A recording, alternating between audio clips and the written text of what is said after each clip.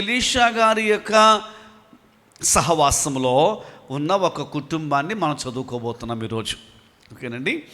Pastor Elisha గారి యొక్క సహవాసంలో, దైవజన ఎలీషా గారి సహవాసంలో ఉన్న ఒక కుటుంబం ఎలా ఉండేవారు, దేవుని మందిరానికి వచ్చేవారు, ఆ సహవాసులు ఉండేవారు ఎలా ఉండేవారు అన్న విషయాలు మనం ఆలోచన చేస్తున్నాం. ఆ సిస్టర్ ఎవరంటే 4వ అధ్యాయంలో మనకు కనబడతారు.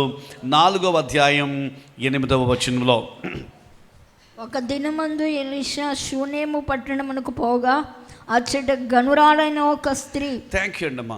అంటే మనకు తెలుసు ఇంక ఇప్పుడు ఆమె ఎవరన్నట్టు, షూనేమీరాలు, ఘనురాలైన స్త్రీ. ఆమె పేరు లేదు. She was a noble woman, ఘనురాలు అని ప్రస్తావించబడింది. ఎందుకు ఆమె ఘనురాలు అయ్యింది అని అంటే, దైవజనుడైన ఎలీషా ఆయా ప్రాంతాల్లో దేవుడు చెప్పిన మాట చెప్పడానికి వెళుతున్న వేళ, ప్రభువు చెప్పిన మాట చెప్పడానికి పర్యటిస్తూ దేవుని మాట చెప్తున్న వేళ, షూనేము అనే పట్టణంలో దేవోక్తిని ప్రకటించి వెళ్ళిపోతుంటే ఈ సిస్టర్ వచ్చి, అయ్యగారండి మీరు మా ఇంటికి భోజనానికి రావాలండి అని ఆహ్వానించింది. మా ఇంటి ఆతిథ్యం తీసుకోవాలని ఆహ్వానించింది.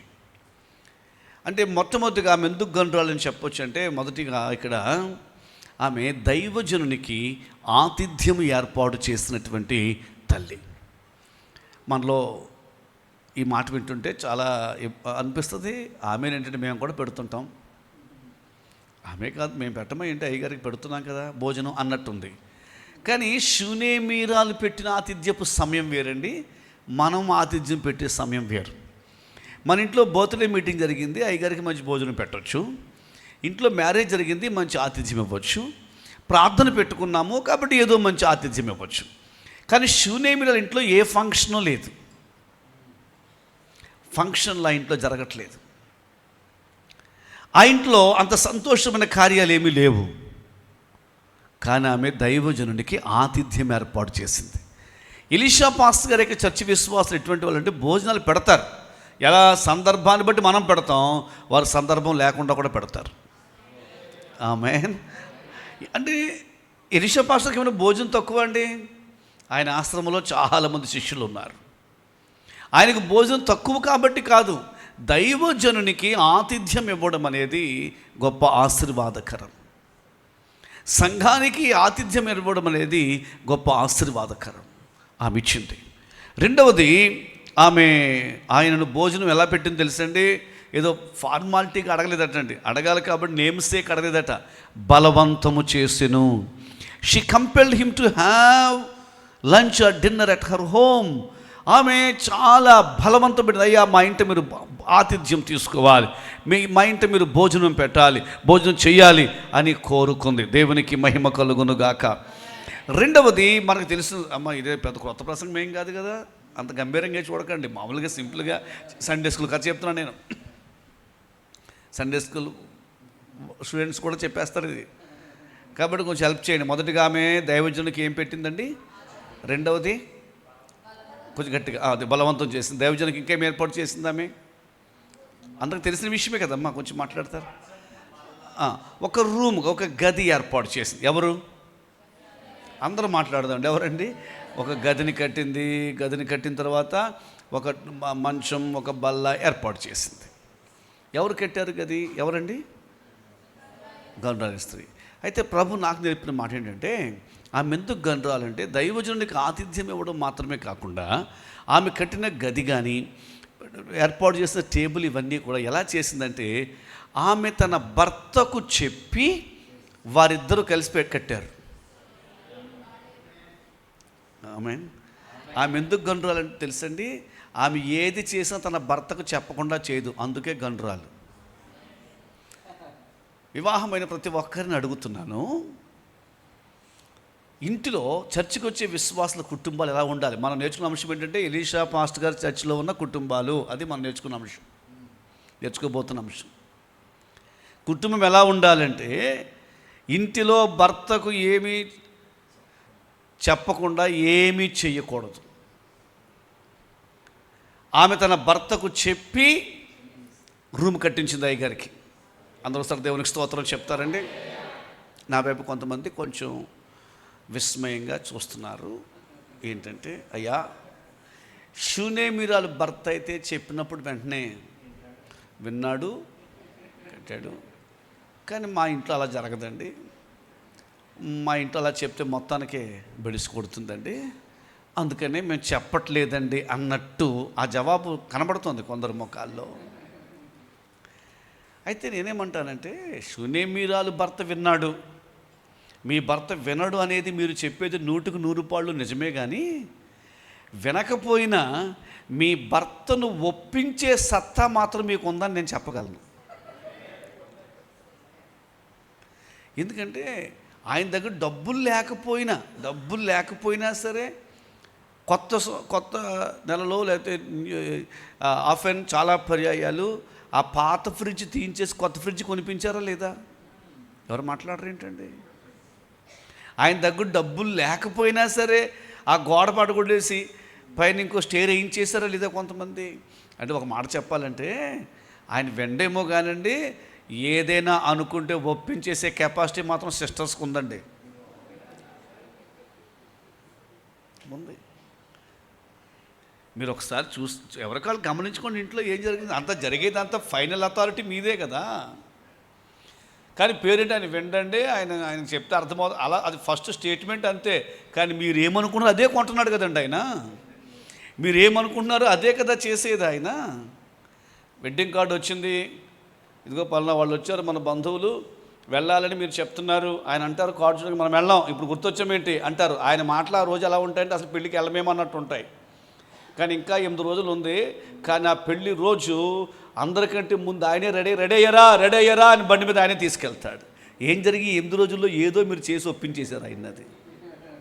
ఇప్పుడు నేనేమంటానంటే, ఒప్పించే కెపాసిటీ మీకు ఉంది కాబట్టి లోక సంబంధమైన వాటి కొరకు ఒప్పిస్తున్న నీవు ఆత్మ సంబంధమైన వాటి కొరకు ఎందుకు ఒప్పించడానికి ప్రయత్నించట్లేదు? ఆత్మ సంబంధమైన వాటి కొరకు, మందిరము కొరకు, పరిచర్య కొరకు, భక్తి కొరకు, ఉపవాసం కొరకు, ప్రార్థన కొరకు, మీటింగ్స్కి వెళ్ళడం కొరకు, వాక్యం వినడం కొరకు, ఇలాంటి నియామక కూడికలకు రావడం కొరకు ఎందుకు నీవు ఒప్పించడం లేదు? You are not trying. ఈమె గనురాలు ఎందుకంటే ఆమె తన భర్తకు అన్నీ చెప్పి ఒప్పించి ఇద్దరు కలిసి గది కట్టారు. చేతులెత్తి ఒకసారి దేవునికి స్తోత్రం చేద్దాం. అందుకే ఆమె గనురాలు. నా ప్రార్థన, హృదయపూర్వకంగా ఆత్మ సంబంధమైన విషయాలు సిస్టర్ మీరు చెప్పండి, ఒప్పించండి, ప్రార్థన చేసుకోండి. దేవుడు తప్పకుండా మీరిద్దరూ కలిసి మందిరంలో కలిసి పరిచర్య చేసేలాగా, మీరిద్దరూ కలిసి దేవునిలో ఎదిగేలాగా దేవుడు అకుల్లా ప్రిస్కిల్లాకి ఇచ్చిన కృప, ఇస్సాకు రిబ్కాలకు ఇచ్చిన కృప, జకరియా ఎలిజబెతులకు ఇచ్చిన కృప దేవుడు మీ కుటుంబానికి ప్రభువు దయచేయునుగాక. ఒకటి, భోజనం ఆతిథ్యం పెట్టింది. 2, మంచి ఇల్లు కట్టిపెట్టింది. అది కూడా తన భర్తతో కలిసి ఏకీభవించి కట్టింది. ఇప్పుడు అయ్యగారు వచ్చినప్పుడు తాళం ఇచ్చారు. అయ్యా ఇది మీ కొరకని చెప్పారు. మన అయ్యగారు ఎవరు? ఎలీషా అయ్యగారు పెద్ద అయ్యగారి దగ్గర బాగా ఎక్కువ అనుభవం నేర్చుకున్నారు. పెద్ద అయ్యగారు ఎవరండి? కొంచెం మాట్లాడి అయ్యగారి దగ్గర. కాబట్టి ఆయనకి ప్రతిదీ కూడా ఆ అయ్యగారి దగ్గర నేర్చుకున్న అనుభవాల మీద ఏం జరుగుతున్నా కానీ వెంటనే చాలా ఆలోచిస్తారు. ఎప్పుడైతే అడగకుండా ఆతిథ్యం, అడగకుండా ఇల్లు కట్టిపెట్టేశారో అయ్యగారు వెంటనే పిలిచి అన్నారు, అమ్మా నా నుండి ఏమి ఆశించి ఇవన్నీ చేసావు? అడగకుండా ఆతిథ్యం ఇచ్చావు, నువ్వు అడగకుండానే ఇంత ఇల్లు కట్టిపెట్టేశావు, నా నుండి ఏమి ఆశించి రాజుగారితో ఏమైనా మాట్లాడమంటావా? ఏ విషయంలో నీవు ఇవి చేసావు? ఎందుకంటే స్తోత్రం చెప్తామండి. ఎందుకంటే ఇటీవల ఒక కుటుంబం అందరికంటే ముందు వచ్చేస్తున్నారు చర్చ్కి. చర్చ్ తుడుస్తున్నారు, పరిచర్య చేస్తున్నారు, పాస్టర్ చాలా హ్యాపీ అయిపోతున్నారు, సంఘం చాలా హ్యాపీ అయిపోతుంది.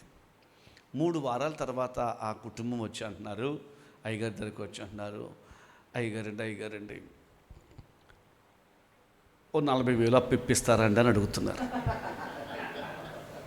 హలో, అందరూ విన్నారండి?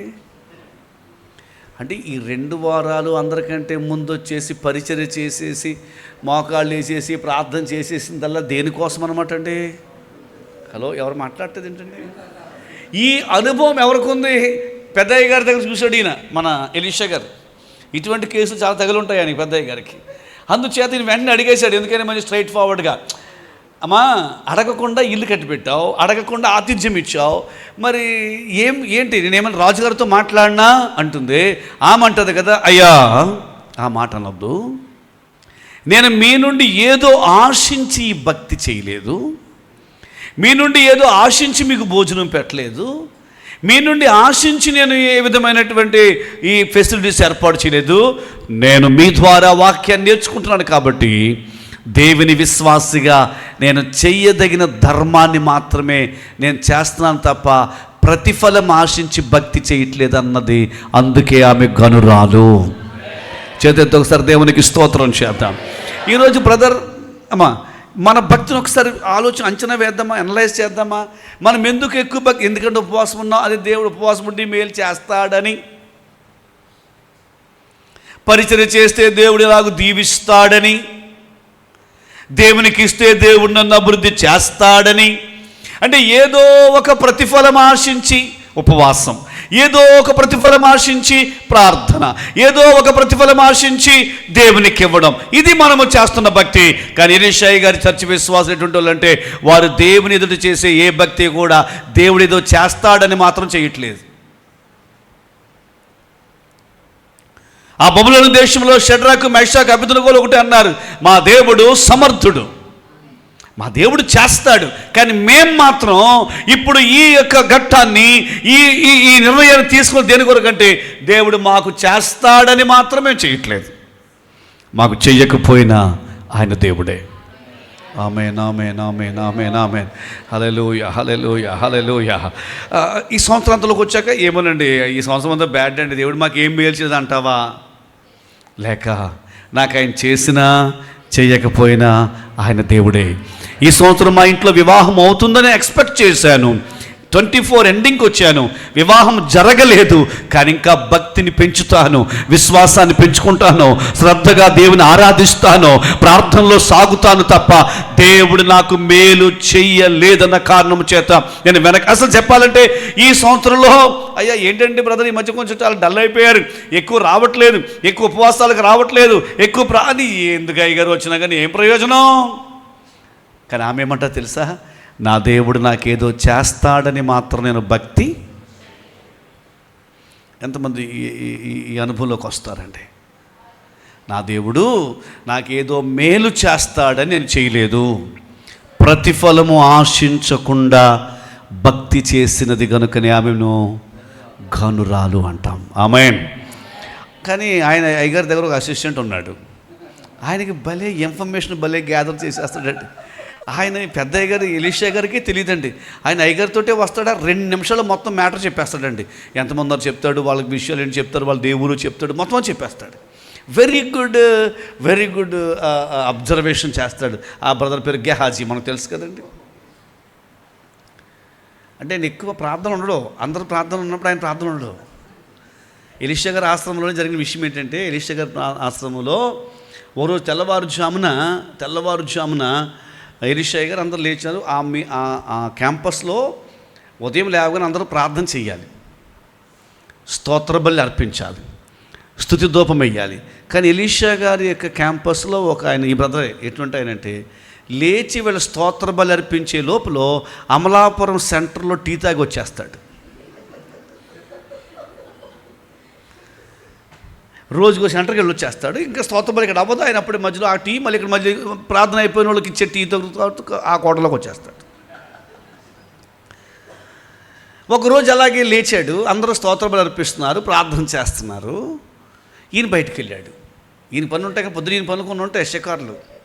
ఈయన బయటికి వెళ్ళే లోపల పెద్ద సైన్యం ఎదురొస్తుంది. పెద్ద సైన్యం ఎదురొస్తుంటే ఆ సైన్యం రాగానే పరిగెత్తుకుని వచ్చి అన్నా శత్రువులు వచ్చేస్తున్నారు, స్త్రీల దండు వచ్చేస్తోంది, వేలాది మంది వచ్చేస్తున్నారు, రథములతో వచ్చేస్తున్నారు అని చెప్పగానే వెంటనే ఎలీషా గారు స్తోత్ర బలి అర్పించే ప్రార్థన చేసే వాళ్ళతో ఏం చెప్పాలి, కొంచెం గట్టిగా ప్రార్థన చేయండి, మనకు శత్రువులు వస్తున్నారంట, ఆ శత్రువులు వెనక్కి వెళ్ళిపోయేలాగా ప్రార్థన చేయండి అనాలి కదమ్మా. కానీ ఎలీషా పాస్టర్ గారు ఏమన్నా తెలుసా, వెంటనే అందరూ చేతులు ఎత్తి స్తోత్రం చెప్పండి, బ్రదర్ బాబు ఇటు రారు, నువ్వు ఇది సమాచారం అందించాడు చూడండి, ఆ బ్రదర్ని ఇటు రమ్మని, యేసు ప్రభువా ముందు వీడు కళ్ళు తెరువు నాయన అని వాడి కోసం ప్రార్థన చేశారు అయ్యగారు. అంటే ఇప్పుడు కళ్ళు తెరవాల్సింది బయట వాళ్ళకి కాదు, మన దగ్గర ఉన్న వాళ్ళకి. ఎందుకంటే చాలామందికి అక్కడ విషయం, ఎక్కడ విషయం, అక్కడ పవరో ఎక్కడ పవరో తెలుస్తుంది, కానీ మన చర్చి పవర్ తెలియదు కదండి. ఈ బ్రదర్కి ఏంటంటే ఎలీషా గారి ఆశ్రమంలో చర్చి పవర్ తెలియదు. అందుకని ముందు ఆయన కోసం ప్రార్థన చేశాడు ఎలీషా గారు. ఈ సంవత్సరాంతంలో కూడా యేసయ్య నామములో ఎవరికైనా ఈ షమ్మా మినిస్ట్రీలో దేవుడిచ్చిన అభిషేక పవర్ తెలియకపోతే ముందు వారి కళ్ళు తెరవబడినట్లు ఇంకో గంట ఎక్కువసేపు ప్రార్థన చేద్దాం మనం. హల్లెలూయా. దేవుడు ఇక్కడ ఇస్తున్న అభిషేకం, దేవుడు ఇక్కడ ఇచ్చినటువంటి కృప, దేవుడు అనుగ్రహించినటువంటి ఆ దైవ శక్తిని ముందు ఈ చర్చ్ మెంబర్స్, ఈ చర్చ్ బ్రదర్స్, ఈ చర్చ్ మినిస్ట్రీ ఉన్నటువంటి దేవుని బిడ్డలు గ్రహింతురుగాక. సో గెహాజీ సమాచారం చెప్పాడు, అయ్యగారు అలాగ అంటుంది కదా తల్లి, ఆమెకు బిడ్డలు లేరండి అని చెప్పి. వెంటనే అయ్యగారు ఆమెను పిలిచి, అమ్మా మీదిటికి ఈ ఋతువున నీ కౌగిటిలో ఒక కొడుకు ఉంటాడని చెప్పాను. అలా చెప్పగానే మనం ఇప్పటికీ సంతోషిస్తున్నాం అయ్యగారు అలా చెప్పినందుకు, ఎలీషా అయ్యగారు. కానీ ఆ మందే, అయ్యగారు లేనిపోయిన ఆశలు మాకు వద్దు సార్. నేను అనుకుంటాను అసలు ఎంత లోతైన భక్తి ఇది. కనీసం ఆ మాట అంటే ఎవరైనా ఏమంటారు, ఆమెనని అనాలి, లేకపోతే ఒకళ్ళు ఎంత జ్ఞానం ఉన్నా సరే దైవ చిత్తమయ్య గారు అని అనాలి. కానీ ఆమంటది, సార్ నేను అసలు బిడ్డలను దేవుడు ఇస్తాడని కూడా ఈ ఇల్లు కట్టలేదు, దేవుడు బిడ్డలు ఇస్తాడని కూడా నేను ప్రేమ విందు పెట్టుకోలేదు, దేవుడు ఏదో బిడ్డలను ఇస్తాడని ఫ్యాన్ వేయలేదు, దేవుడు ఏదో నాకు ఉద్యోగం ఇస్తాడని చెప్పేసి అందుకే నేను ఈ కార్పెట్ వేయలేదు. ఒకసారి తిరుమల పండుగలో ఈ సంవత్సరంలో మనం ఒకవేళ ఏదైనా కానుక కానీ ఏదైనా పరిచర్య కానీ చేసినవి దేవుడు ఏదో చేస్తాడు అనే భావనతో కానీ చేసుంటే ఆ ఆలోచన ఒకసారి మార్చేసుకుందామా? ఆమెన్, ఆమెన్, ఆమెన్, హల్లెలూయా. పిల్లల ప్రతిఫలం ఆశించలేదు, ఆమె ఊహించలేదు. అంటే ఆమె షీ గేవ్ అప్, ఆమెకు బిడ్డలు పుడతారని ఆశ కూడా లేదు. కానీ జరిగిన విషయం ఏంటంటే వాక్యం చెప్తుంది, 17 వాక్యం 4:17, పిమ్మట ఆ స్త్రీ గర్భవతి అయి ఎలీషా తనతో చెప్పిన కాలమున కుమారుని కనెను. థ్యాంక్ యూ అమ్మా. ఎలీషా తనతో చెప్పిన కాలమున కుమారుని కనెను. ఆమె ఆశించలేదు, ఆమె అసలు దాని కొరకు ప్రయత్నించలేదు. కానీ దైవజనుడు ఏ సమయంలో ఆ మాట చెప్పారో సరిగ్గా అదే టైంకు దేవుడు ఆమె ఒడిలో ఒక కుమారుణ్ణి పెట్టాడు.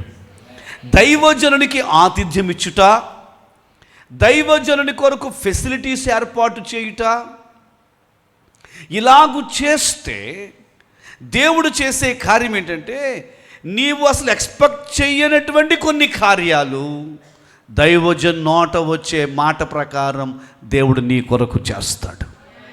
ఆమేన్, ఆమేన్, ఆమేన్, హల్లెలూయా, హల్లెలూయా. నేను ఒక చిన్న పల్లెటూరులో సేవ చేస్తున్నాను, ఏ రిమోట్ విలేజ్. ప్రభు మాకు అప్పగించిన పరిచర్యలో చర్చ్ పైన ఒక రూమ్ అండి, ఒక సహోదరుడు పీతాని నెహెమ్యా గారని ఆయనే సమర్పించుకుని దైవజనులకు రూమ్ వేశారు.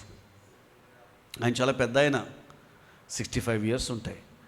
ఆయన అమౌంట్ మాత్రమే కాదు, ఆయనే స్వయంగా ఇటుకలు మోసుకెళ్ళి కింద నుంచి మెట్లెక్కి, ఆయనే కింద నుంచి సిమెంట్ మోసుకుని వెళ్ళి, వారే కింద నుంచి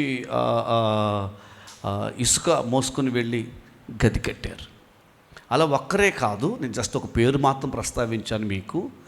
దేవుని మందిరంలో చాలామంది మందిరములో ఏదైనా అవసరత ఉంది అని వారు చూస్తే వెంటనే వారంతట వారు వచ్చి పరిచర్య చేసి మందిరంలో క్యాంపస్లో అన్ని దేవుని బిడ్డలే విశ్వాసంతో ఆ కార్యాలు జరిగిస్తున్నారు. హల్లెలూయా, హల్లెలూయా. రూమ్ కట్టేవారు ఒకరు, ప్రహరీ గోడ కట్టేవారు ఒకరు, ఫెసిలిటీస్ ఏర్పాటు చేసేవారు ఒకరు, డ్రైనేజ్ సిస్టమ్ సెట్ చేసేవాళ్ళు ఒకరు. ఇప్పుడు అక్కడ ఏదో బాగులేదు, ఏదో నీడ్ ఉందంటే వారికి వారే వచ్చి చూసి చేసుకుంటున్నారు. దేవుని మందిరం అంటే అలాగున ఎలీషా పరిచర్య జరిగింది. ఆశ్చర్యకరంగా దేవుడు ఎలీషా గారు ఏం చెప్పారు, ద సేమ్ టైం, అదే సమయంలో దేవుడు వారికి ఒక బిడ్డను వారి బడిలో పెట్టారు. నా ప్రార్థన నిశ్చయంగా దైవజనుడు నోట వచ్చే మాట దేవుడు ఆమెన్ అంటారండి. Amen amen. దైవజనుడి నోట వచ్చే మాటను దేవుడు ఆమెన్ అంటాడు. కుమారుని ఇచ్చాడు. ఎవరింట్లో పుట్టాడు కొడుకు? అమ్మ, ఘనురాలైన స్త్రీ ఇంట్లో పుట్టారు. ఇంకా ఇక్కడ ఉన్న వారికి ఎవరికైనా గర్భఫలం లేకుండా ఉన్నట్లయితే ఈ పాటికే మందిరంలో ప్రార్థన చేయగా ఎందరినో దేవుడు దర్శించాడు. ఈ మందిరంలో ప్రార్థన చేయగా ఇక్కడ ఆల్ నైట్ ప్రేయర్ జరిగినప్పుడు, స్తుతి ధూపం చేస్తున్నప్పుడు, దైవజనుడు ప్రార్థించినప్పుడు దేవుడి చర్చిలో చాలామందికి గర్భఫలములు తెరిచిన సందర్భాలు, సాక్ష్యాలను ఆత్మలో గ్రహించగలుగుతున్నాను. మరియు ఈ క్రిస్మస్ కాలంలో దేవుడు నిశ్చయంగా అసాధారణ అద్భుతాలు దేవుడు చేస్తారు. ప్రభువు మీ గర్భమును తెరుచునుగాక. ఎలిజబెత్ గర్భమును తెరిచిన దేవుడు తప్పక నీ గర్భమును దేవుడు తెరుచునుగాక. కార్యం ప్రభువు చేయునుగాక. బిడ్డ పుట్టాడు. పుట్టిన బిడ్డ ఎవరింట్లో పుట్టాడు కొంచెం చెప్పగలరా నాకు? డబ్బున్న వాళ్ళ ఇంట్లో పుట్టాడు. ఒలివ తోటలు, ద్రాక్ష తోటలు, అంజూరపు తోటలు, పెద్ద లోగిలి. అసలు పాస్ గారికి అలాగా ఒక ఈజీగా ఇల్లు కట్టిపెట్టి చేసినటువంటి స్థాయి ఉన్నటువంటి కుటుంబం అది. అంత ధనవంతుల ఇంట్లో, జమీందారు గారి ఇంట్లో కొడుకు పుట్టగానే ఆ కొడుకుని ఇంకెలా పెంచుతారంటారండి? లేక పుట్టాడండి, ఆశించకుండా పుట్టాడండి, అది కూడా డబ్బున్న వాళ్ళ ఇంట్లో పుట్టాడండి. ఎలా పెంచుంటారంటారు? అసలు బిడ్డ పుట్టుంటే లేక పుట్టుంటే డబ్బు ఉన్నదా లేదని కాదు, ఎంత బాగా పెంచుకుంటారు, ఎంత గారాభంగా పెంచుకుంటారు కదా. నా ముత్యాలు, నా కాసులు, నా బంగారం అని అంటాం. కానీ మనం ఒక అరకాసు బంగారం కూడా చేయించలేము. కానీ వాళ్ళు మాత్రం నిజంగానే బంగారపు ఉయ్యల్లోనే వేస్తుంటారు,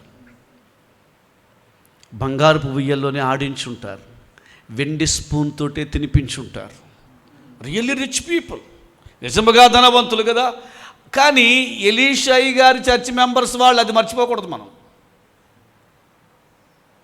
వారింట్లో పుట్టిన ఆ బిడ్డను ఎలా పెంచారో అది మనకు కావాలి. 18వ వాక్యం. ఆ బిడ్డ ఎదిగిన తరువాత ఒకనాడు కోత కోయి వారి యొద్దనున్న తన తండ్రి దగ్గరకు పోయి అక్కడ ఉండగా వాడు నా తల పోయినే అని తన తండ్రితో చెప్పాను. ఓకే అమ్మ, థ్యాంక్ యూ అమ్మ. వినండి, వాడు ఎదిగిన తరువాత, ఆ బిడ్డ ఎదిగిన తరువాత కొంచెం 8th క్లాస్ 9th క్లాస్ ఏజ్లోకి వచ్చాక, ఒక 6th క్లాస్ ఏజ్కి వచ్చాక, కొంచెం ఎదిగిన తర్వాత వెంటనే 2 లక్షల రూపాయలు బండోడు కొనిచ్చి తిరిగిదారు అమలాపురం కాకినాడ హైవే, వైజాగ్ హైవే తిరిగిరా అని ఒక పెద్ద 2 lakh బండి కొనిచ్చారంటారా? అలా ఉందండి. కొంచెం మీరు మాట్లాడండి అమ్మా, మనందరికీ వస్తుంది. వాడు ఇంకా 5th క్లాస్కి రాకముందే 1,30,000 రూపాయల సెల్ ఫోన్ కొనిచ్చారా? ఏంటండి, డబ్బున్నవాడు కదండి వాళ్ళు, ఏదైనా చేసుకోవచ్చు కదండి వాళ్ళు. కానీ వాడు ఎదిగిన తర్వాత వాడిని ఆ పేరెంట్స్ ఎక్కడ తీసుకెళ్లారో తెలుసా? అంత చూడాలి, బైబిల్ చూడాలి. కోత కోయు వారి దగ్గర తీసుకెళ్లారట. అంటే ఎండలోకి తీసుకెళ్లారంట, పని దగ్గర తీసుకెళ్లారట. చర్చిలో ఉన్న కుటుంబం, మనం నేర్చుకున్న అంశం ఏంటంటే ఎలీషాయి గారి చర్చిలో ఉన్న కుటుంబము ఏంటండి? ఒకటి, దేవుణ్ణి ప్రేమిస్తున్నారు, దైవజనుని ప్రేమిస్తున్నారు, భార్యాభర్తలు ఒకరికొకరు చెప్పుకోకుండా ఏ పని చెయ్యరు. ఇప్పుడు 3వది, దేవుడు వారికి బిడ్డలను ఇచ్చాక ఆ బిడ్డలకు ఎండ నేర్పారు. నేను ఒక్కొక్క తల్లిని అడుగుతున్నాను, ఒక్కొక్క తండ్రిని అడుగుతున్నాను, మీ కొడుక్కి ఎండ నేర్పుతున్నారా? మీ కొడుక్కి కొంచెం చలి నేర్పుతున్నారా? చాలామంది చెప్తారు మాకు అంత అంత అంత అంత గతి ఏంటండి, మా వాడికి అంత గతి ఏం పట్టలేదండి. ఎండ ఎందుకండి? చర్చికి వచ్చే విశ్వాసులు అందరూ వినాలండి, బిడ్డలకు ఎండ నేర్పాలి. మీకు 6 అంతస్తుల బిల్డింగ్ ఉండొచ్చు, కానీ వాళ్ళని అప్పుడప్పుడు ఎండలో నిలబెట్టాలి. కొంచెం వినడానికి ఇబ్బందిగా ఉంటుంది, కానీ బైబిల్ అదే చెప్తుంది. మన బిడ్డలకు పని నేర్పించాలి. నీకు ఎంత ఆస్తున్నా సరే, కొన్ని ఎకరాల పొలాలు ఉన్నా సరే, నీ బిడ్డకు పని నేర్పించాలి. బైబిల్ నియమం అది. ఎవడైనా నువ్వు పని చేయకుండా భోజనము చేయకూడదు. మొదటి కుటుంబం ఆదాము హవ్వలకు ఎంతమంది బిడ్డలు? అదే చాలామంది బిడ్డలు ఉన్నారు, కానీ మనకు ప్రస్తావించబడిన వాళ్ళు కయీను, హేబేలు. ఆ కయీను, హేబేలు, ఆదాము, హవ్వ ఎంతమంది మొత్తం? వాళ్ళు 4. కయీను, హేబేలు ఎదిగిన తర్వాత ఏం చేశారండి? కయీనేమో భూమిని సేద్యపరిచాడు, హేబేలేమో ఎప్పుడైనా ఆలోచించారు అసలు వాళ్ళిద్దరూ పని చేసుకోవాల్సిన అవస్థ ఉందంటారండి వాళ్ళకి? మాట్లాడండి దయచేసి. ఇప్పుడు కయ్యను హేబేలు పనికి వెళ్ళే పని ఉందా? ఎందుకంటే మామిడి చెట్లన్నీ వాళ్ళే, ఎవరి దగ్గర కొనుక్కోవాలి? సీతాఫలాలన్నీ వాళ్ళిద్దరే, ఎవరి దగ్గర కొనుక్కోవాలి? అయినా సరే మొదటి కుటుంబంలోని బిడ్డలే ఇద్దరు కూడా తప్పనిసరిగా ఏదో ఒక పని ఎంచుకోవాలి. యేసు ప్రభు నమ్మిన వారింట్లో ఎవరైనా ఖాళీగా ఉన్నాము అని అంటే వాళ్ళు నిజ క్రైస్తవులు కాదు. మీరు ఇంత సైలెంట్ అయ్యారంటే మీరు ఏకీభవించట్లేదని నాకు తెలుసు. అందుచేతనే ఏకీభవించట్లేదు కాబట్టి మరొకసారి గట్టిగా చెప్తానన్నమాట. అదేంటంటే దేవుని బిడ్డలు ఏదో ఒక పని కలిగి ఉండాలి. 50 సంవత్సరాలు లోపున్న ప్రతి ఒక్కరూ యేసు ప్రభు నమ్మిన బిడ్డలు ఏదో ఒక పని కలిగి ఉండాలి. బైబిల్ ఇదే చెప్తుంది. ఆదామవ్వల కొడుకులు ఇద్దరు పని చేసుకున్నారు. ఒక ఆయన గొర్రెల కాపరి, ఒక ఆయనేమో భూమిని సేద్యపరిచాడు. అబ్రహాం గారు చాలా జమీందారు, రాజులు ఆయన ఇంటి ముందు క్యూ కట్టేవారు. ఆయనకున్న వాగ్దాన పుత్రుడైనటువంటి ఇస్సాకు విత్తనము వేసి 100 ఫలం పొందాడు. ఏ ఊరు వెళితే ఆ ఊరిలో గుణపం పట్టుకుని, పార పట్టుకుని బావులు త్రవ్వాడు. ఆయన ఏదో ఒక పని చేస్తూనే ఉండేవాడు. డబ్బున్నాయన. అబ్రహాం గారి మనవడు యాకోబు అయితే ఒకే ట్రిప్లో గల్ఫ్ వెళ్ళిపోయి 21 సంవత్సరాలు 25 సంవత్సరాలు మళ్ళీ ఇంటికి వెనక్కి రాకుండా ఒంటరిగా వెళ్ళి విస్తారమైన ఆశతో తిరిగి వచ్చాడు. ఆయన అంటాడు సాక్ష్యం, ఎండకు ఎండితిని మంచుకు క్షీణించితిని నిద్ర నా కన్నులకు. అంటే దేవుని బిడ్డలు ఏం చేయాలండి? పని చేయాలి. అమ్మా, ఎవ్వరూ ఖాళీగా ఉండకూడదు. ఏదో ఒక పని చేయాలి. అసలు ఏ పని లేకపోతే మందిరంలోకి వచ్చి ప్రార్థన చేయాలి. Praise the Lord. అందరూ దేవునికి స్తోత్రం చెప్తారా? ఒకసారి చేతులు ఎత్తి మన ఎవరి కుటుంబం కొరకు వారు చేతితో ఒక చిన్న ప్రార్థన. ప్రభువా, నా ఇంట్లో నా బిడ్డలు ఖాళీగా ఉండకూడదు. ఆమేన్, ఆమేన్, ఆమేన్. ఏదో ఒక వృత్తి, ఉద్యోగం, ప్రైవేట్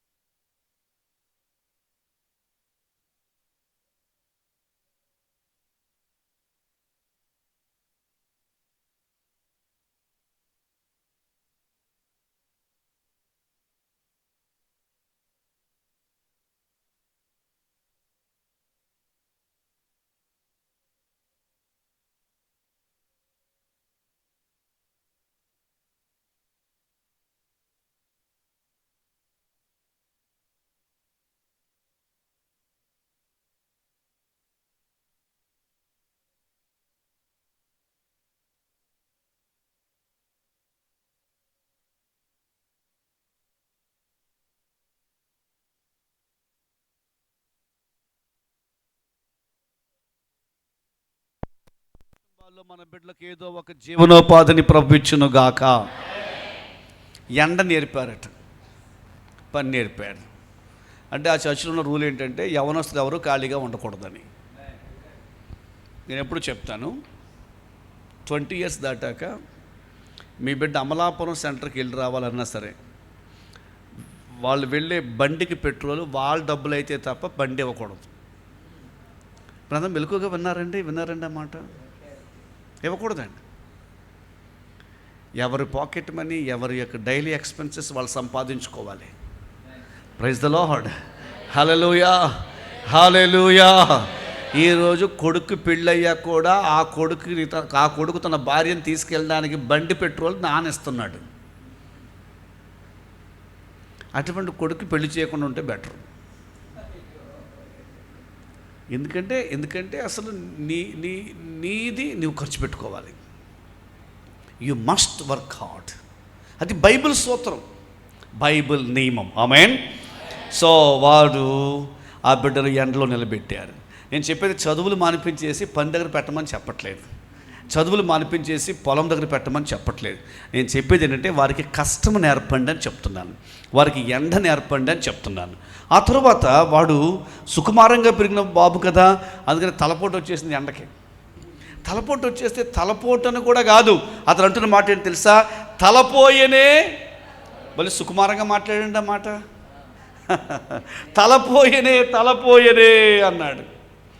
అందరు నాతో పాటు ఆలోచిస్తున్నారు. సండే స్కూల్ స్టోరీయే కదా, నాతో పాటు ఆలోచించండి. లేక పుట్టిన కొడుకు తలబాధ అంటే ఏం చేయాలంటారు? ఫాదర్ ఏం చేయాలి? థ్యాంక్ యూ అండి, హాస్పిటల్ తీసుకెళ్ళాలి. వాళ్ళ కార్లు ఉన్నాయి, అప్పుడు కార్లు అంటే గాడిదలు ఉన్నాయి కదా, అప్పుడు గాడిదలు అంటే కార్లే కదా, గాడిదలు ఉన్నాయి. ధనవంతులు అండి వాళ్ళు, వాళ్ళకి పొలాలు ఉన్నాయి, వాళ్ళ ఎస్టేట్లు అవి.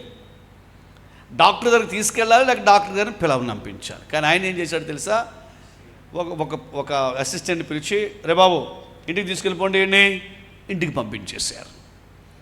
సరే, ఇంటికి పంపించేసిన తర్వాత ఏం జరిగిందంటే, ఆ తల్లిగారు శూన్యమిరాలు గండ్రాలు చూసింది. ఒళ్ళంతా కాలిపోతుంది, హెడ్ఏక్తో సఫర్ అవుతున్నాడు. హెడ్ఏక్తో సఫర్ అవుతుంటే ఈ కాలపు శూన్యమిరాలతో ఏం చేద్దంటారు, తీసుకొచ్చిన అసిస్టెంట్ని అడుగుతుంది, అయ్యగారు రాలేదా అని అడుగుతుంది. ఏం చేస్తున్నారు, అదే అక్కడ పొలం పనులు అయ్యి చేయిస్తున్నారండి, తోటలు అయ్యి నారు కట్టిస్తున్నారండి అని చెప్తాడు ఆయన. ఎప్పుడంతే, నేను కావాలా బిడ్డలు కావాలా, ఎప్పుడు పని అంటాడు తప్ప అసలు మా ఆరోగ్యాలు పట్టించుకోవడని బిడ్డకు నీరసం చేస్తే భర్తను తిట్టేటువంటి కొంతమంది ఉన్నారు. ఇప్పుడు బిడ్డకు తలపోటు ఈ పాయింట్ మర్చిపోతారు. అసలు ఈ బాబును చూడకుండా ఇదే అవకాశం అనుకుంటా ఇంకా యజమాని ఇంక వాళ్ళ ఇష్టానుసారంగానే వాళ్ళు ఉన్నారు. కానీ ఎందుకు గండ్రాలు తెలుసండి, ఆ టైంలో ఆ మాట ఏం మాట్లాడకుండానట ఆ బిడ్డను ఎత్తుకుని అలాగూ ప్రభువును స్తుతిస్తోందటండి. అందుకే ఆమె ఏమైంది, గట్టిగా చెప్పాలి, గండ్రా. అదేమిటో చిన్నదానికి పెద్దదానికి భర్త మీద చాలామంది ఫ్రస్ట్రేషన్ గురైపోతుంటారు. చాలా చిన్నదానికి పెద్దదానికి. ఆ బిడ్డ సరిగ్గా చదవకపోతే, నేను చెప్పాను మరి ఈ స్కూల్లో జాయిన్ చేద్దామని జాయిన్ చేసావు, మరి దానికి ఆయన ఏం చేస్తాడండి. ఇప్పుడు కొడుకు చదవకపోతే ఆయన ఏం చేస్తాడు. ఇలాంటి కుటుంబాలు ఉన్నాయి. ఆమేన్, హల్లెలూయా. సరే, కొద్ది సమయానికి ఆ బాబు చనిపోయాడు. చనిపోతే మనం ఎన్నోసార్లు విన్న స్టోరీ ఏది జరిగిందే, కానీ మనం ఎందుకో చనిపోయాడని తెలియగానే బాధపడతామా. కానీ ఆమె ఏం చేసింది తెలుసా, చనిపోగానే, ఇప్పుడు ఎవరు చనిపోయారు, జమీందారు గారు అబ్బాయి చనిపోయాడు. ఎవరు చనిపోయారు, కలిగిన వారింట్లో కొడుకు చచ్చిపోయాడు. ఎవరు చనిపోయారు, విస్తారమైన ఆస్తి కలిగినటువంటి ఆస్తికి వారసులు చనిపోయాడు. ఎంతోమంది పనివారు ఇంట్లో క్యాంపస్లో తిరుగుతున్నారు, వారు ఆ ఇంట్లో చనిపోయాడు. కాబట్టి ఏమవ్వాలా, వార్త సడన్గా అందరికీ అందాలి. కానీ ఆ ఇంట్లో ఆమె ఎందుకు గండ్రాలో తెలుసండి, అంత పెద్ద సమస్య ఎవ్వరికీ చెప్పకుండా ఆ బిడ్డను ఎత్తుకుని దైవజనుని కొరకు కట్టించిన గదిలోకి తీసుకెళ్ళి పడుకోబెట్టి క్రిందకు వచ్చింది. కసాయి తల్లి కాదు, జ్ఞానము కలిగిన తల్లి. ఈరోజు నెమ్మదిగానే చాలా సింపుల్ విషయాలే, కానీ ఈ యొక్క ప్రత్యేకమైన రాత్రి ప్రభు మనకు జ్ఞానము నేర్పాలి. కొంతమంది అదేమిటో కానీ చిన్న సమస్యనండి మొత్తం ముందు పబ్లిసిటీ చేసేసుకుంటారు. ఇప్పుడు సోషల్ మీడియా ఒకటి ఉంది, ఫోన్లు ఉన్నాయి అందరి చేతిలో, ఫోటో తీసేయడం. వాడు పడిపోయాడా, కొడుకు పడిపోతే కొడుకుని ఇప్పుడు వాడు ఎత్తుకోవడం కంటే ముందు పడిపోయిన దాన్ని ఫోటో తీస్తున్నారు. హాస్పిటల్లో కట్టేశారు, పడిపోయినప్పుడు రక్తం ఎంత కారింది, ఇవన్నీ సోషల్ మీడియాలోకి వెళ్తున్నాయి. ఆ తల్లి ఏం చేసింది తెలుసా అండి, బిడ్డ చనిపోయిన విషయాన్ని అక్కడే పడుకోబెట్టి క్రిందకు వచ్చి ఒక బాబుని పిలిచి, ఇదిగో సార్ దగ్గరికి ఒక విషయం చెప్పాలి. ఏంటది, ఏ కబురు వెళ్ళాలి, చంపేశావు బాబోయ్, పొట్టను పెట్టేసుకున్నావు కొడుకుని, ఇది వెళ్ళాలి. కానీ ఆమెమందో తెలుసా, నేను మందిరానికి వెళ్ళాలి అని ఒక పర్మిషన్ అడుగుతోంది. బ్రదర్స్, అమ్మ సిస్టర్స్ మీరు చెప్పాలి. ఆ టైంలో అసలు ఆమె బయటకు వెళ్ళకూడదు, సరే వెళుతుందంటే ఎవరు పర్మిషన్ తీసుకెళ్తుంది, కొద్ది గట్టిగా చెప్పాలి. ఒక్కసారి ఆలోచన చేస్తే అసలు ఆ టైంలో భర్త పర్మిషన్ తీసుకోవాల్సినంత ఉంటుందంటారా? ఈ దినాల్లో కొంతమంది సింగపూర్ వెళ్ళిపోయాక ఫోన్ చేస్తున్నారు భర్తకి, నేను సింగపూర్లో ల్యాండ్ అయ్యానండి అని. అదేంటి సింగపూర్ ఎలాగ వెళ్ళో, మీ చెల్లెలింటికి కదా వెళ్ళమన్నా అని అంటాడు ఆయన. అదే మా చెల్లెలింటికి వెళ్ళి కానీ వీసా అర్జెంటుగా వచ్చేసి వెళ్ళిపోయిన అంటున్నారు కొంతమంది. కానీ ఎలీషా పాస్ గారు చర్చ్ మెంబర్ ఎటువంటి వాళ్ళంటే అసలు పర్మిషన్ అడగాల్సిన టైం కాదు, కానీ భర్తను పర్మిషన్ అడిగే బయటికి వెళ్ళింది. ఎంతమంది అండి నా భర్తకు చెప్పకుండా నేను ఏమీ చెయ్యను అని ధైర్యంగా చెప్పగలిగే వాళ్ళు ఎంతమంది? చేతులు పైకి ఎత్తొద్దు, నీకు ప్రశ్న ఆలోచించుకో. ఎంతమంది చెప్పగలరు, నా భార్యకి చెప్పకుండా నేను ఏమి చేయను, నా భార్యకి తెలియకుండా ఏముండదు, మా ఇద్దరి మధ్య చాలా ట్రాన్స్పరెన్సీ ఉంది, మా ఇద్దరి మధ్య ఏ దాపరికాలు లేవు? ఎంతమంది చెప్పగలరు? భార్యాభర్తల మధ్య దాపరికాలా? భార్యాభర్తల మధ్య సీక్రెట్సా? భర్త ఎక్కడికి వెళుతున్నాడో భార్యకి తెలియదు, భార్య ఎక్కడికి వెళుతుందో భర్తకు తెలియదు. ఎంతమంది ధైర్యంగా చెప్పగలరు, నీ ఫోన్ నీ భర్తకి ఇవ్వగలవా, నీ ఫోన్ నీ భార్యకి ఇవ్వగలవా? క్రిస్టియానిటీ ఏదో చర్చికి వచ్చి 4 పాటలు పాడుకుని వెళ్ళిపోయేది కాదు. క్రిస్టియానిటీ అసలు చర్చిలో ఉండేదానికంటే లోకములో మనము ప్రభువును చూపించేదే ఎక్కువై ఉండాలి. ముఖ్యంగా ఇంటిలో ఇంటిలో ఇంటిలో. ఆ సిస్టర్ ఎందుకు గండ్రాలో తెలుసా? ఆమె బయటికి వెళ్ళాల్సిన టైంలో కూడా, అది కూడా at the time of emergency also, తన భర్తకు చెప్పకుండా ఆమె వెళ్ళదు.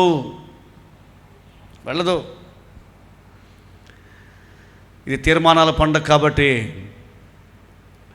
ముందు నీ కుటుంబంలో సఖ్యత, భార్యాభర్తలుగా మీ ఇద్దరి మధ్య ట్రాన్స్పరెన్సీ, బిడ్డల పెంపకంలో మీ ముగ్గురు మీ బిడ్డలు మీరు కలిసి తీసుకునేటువంటి నిర్ణయాలు, ఈ తీర్మానాలు చాలా ముఖ్యమండి. ఈరోజు ఫ్యామిలీ అంటే ఎలాగైపోయిందండి? ఫ్యామిలీ అంటే ఒక మిషన్ లాగా.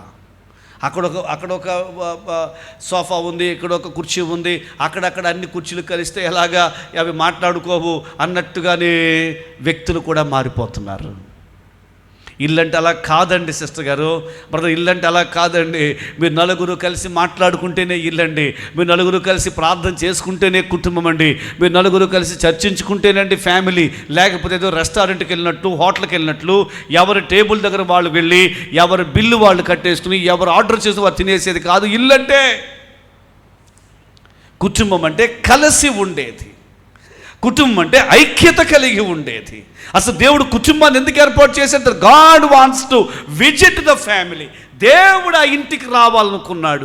ఏదైనా తోటలాగే రోజు వచ్చేవాడు. ఎప్పుడు మానేశాడో తెలుసా? ఎప్పుడైతే వీళ్ళిద్దరూ సొంత పెత్తనాలు, ఎవరి పెత్తనాలు చేయడం మొదలెట్టారో అప్పుడు దేవుని రాక ఆగిపోయింది. ఈ సంవత్సరాంతంలో ఒక ప్రశ్న అడుగుతున్నాను, నేను కూడా వేసుకుంటున్నాను. యేసయ్య నీ ఇంటికి రావడానికి అనుకూలంగా నీ ఇల్లు ఉందా? నీ గృహం ఉందా?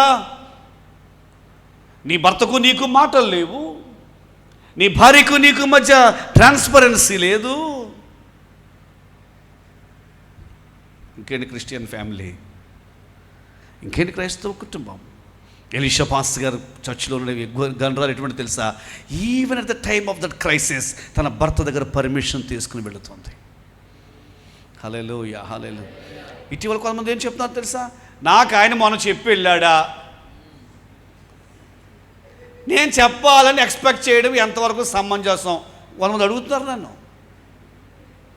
దానికి న్యాయం చెప్పాలంట ఆ పాయింట్కి.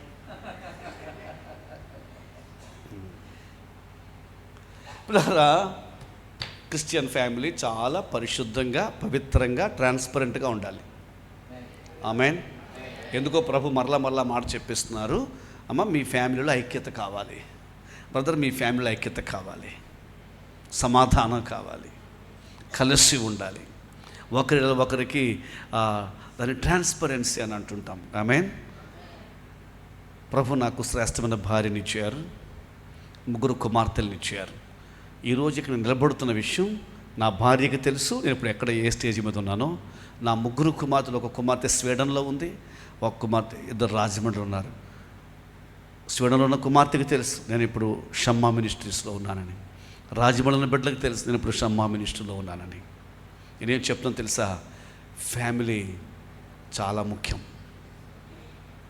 నీ కుటుంబాన్ని అపవాది లోపలికి రాకుండా నీ ఇంటి చుట్టూ ప్రార్థన కంచె వేసుకోవాలి. Praise the Lord. ఒక 2 నిమిషాలు బ్రదర్స్తో మాట్లాడివ్వండి. బ్రదర్స్, మీ ఇంట్లో కుటుంబ ప్రార్థన మీరు పెడుతున్నారా? లేదా వాళ్ళు పెడుతుంటే చేసేసుకొని తర్వాత వస్తున్నానని చెప్పి వాళ్ళు ప్రార్థనలో కూర్చుని బయటికి వెళ్ళిపోతున్నారా? అసలు కుటుంబ ప్రార్థన పురుషులు స్టార్ట్ చేయాలి ఇంట్లో. ఎవరు మాట్లాడేది ఏంటండి? కుటుంబ ప్రార్థన ఎవరు స్టార్ట్ చేయాలి తెలిస్తే తండ్రి స్టార్ట్ చేయాలి. ఎందుకంటే యోబు కుటుంబ ప్రార్థన చేశాడు. ఆమేన్, హల్లెలూయా. చాలామంది కుటుంబ ప్రార్థన అంటే స్త్రీలు అనుకుంటున్నారు వాళ్ళు ప్రార్థన చేసేసుకున్నాక వస్తారు ఇంటికి కొంతమంది. ప్రార్థనకు చర్చికి కూడా తీసుకురావడం కంగారు పెట్టాల్సింది పురుషులే. వచ్చిన రహస్యం చెప్తాను సిస్టర్స్, మీరు బాధపడకండి అమ్మా. నిజముగా కానీ పురుషులే ప్రార్థన చేస్తేనండి అసలు ఈ పాటికి మీరు 2 అంతస్తుల బిల్డింగ్ కట్టేద్దరు మీరు ప్రార్థన చేస్తే. ఎందుకంటే ఒక దైవజనుడు అన్నారు, స్త్రీలు ప్రార్థన చేస్తే వచ్చే ఆశీర్వాదం కంటే పురుషులు ప్రార్థన చేస్తే వచ్చే ఆశీర్వాదం రెట్టింపుగా ఉంటుంది అట్టండి. అబ్బా, దీనికి ఆమెను బాగానే చెప్పారు. So wonderful. ఆ ప్రార్థన కూడా చేద్దాం. బిడ్డల విషయంలో హన్నా ప్రార్థన చేసింది, మందిరంలో ఏడ్చుకుంటూ ప్రార్థన చేసింది. ఎంతమంది పుట్టారు అప్పుడు? ఒకే ఒక్క సమయాలు పుట్టాడు. బిడ్డల కొరకు ఇస్సాకు ప్రార్థన చేశాడు. ఎంతమంది పుట్టేశారు? 2 పుట్టేశారు. అంటే ఇస్సాకు పురుషుడు ప్రార్థన చేస్తే 2 ఆశీర్వాదాలు. ప్రార్థన చేద్దాం, రెట్టింపు ఆశీర్వాదాలు వస్తాయి. Praise the lord.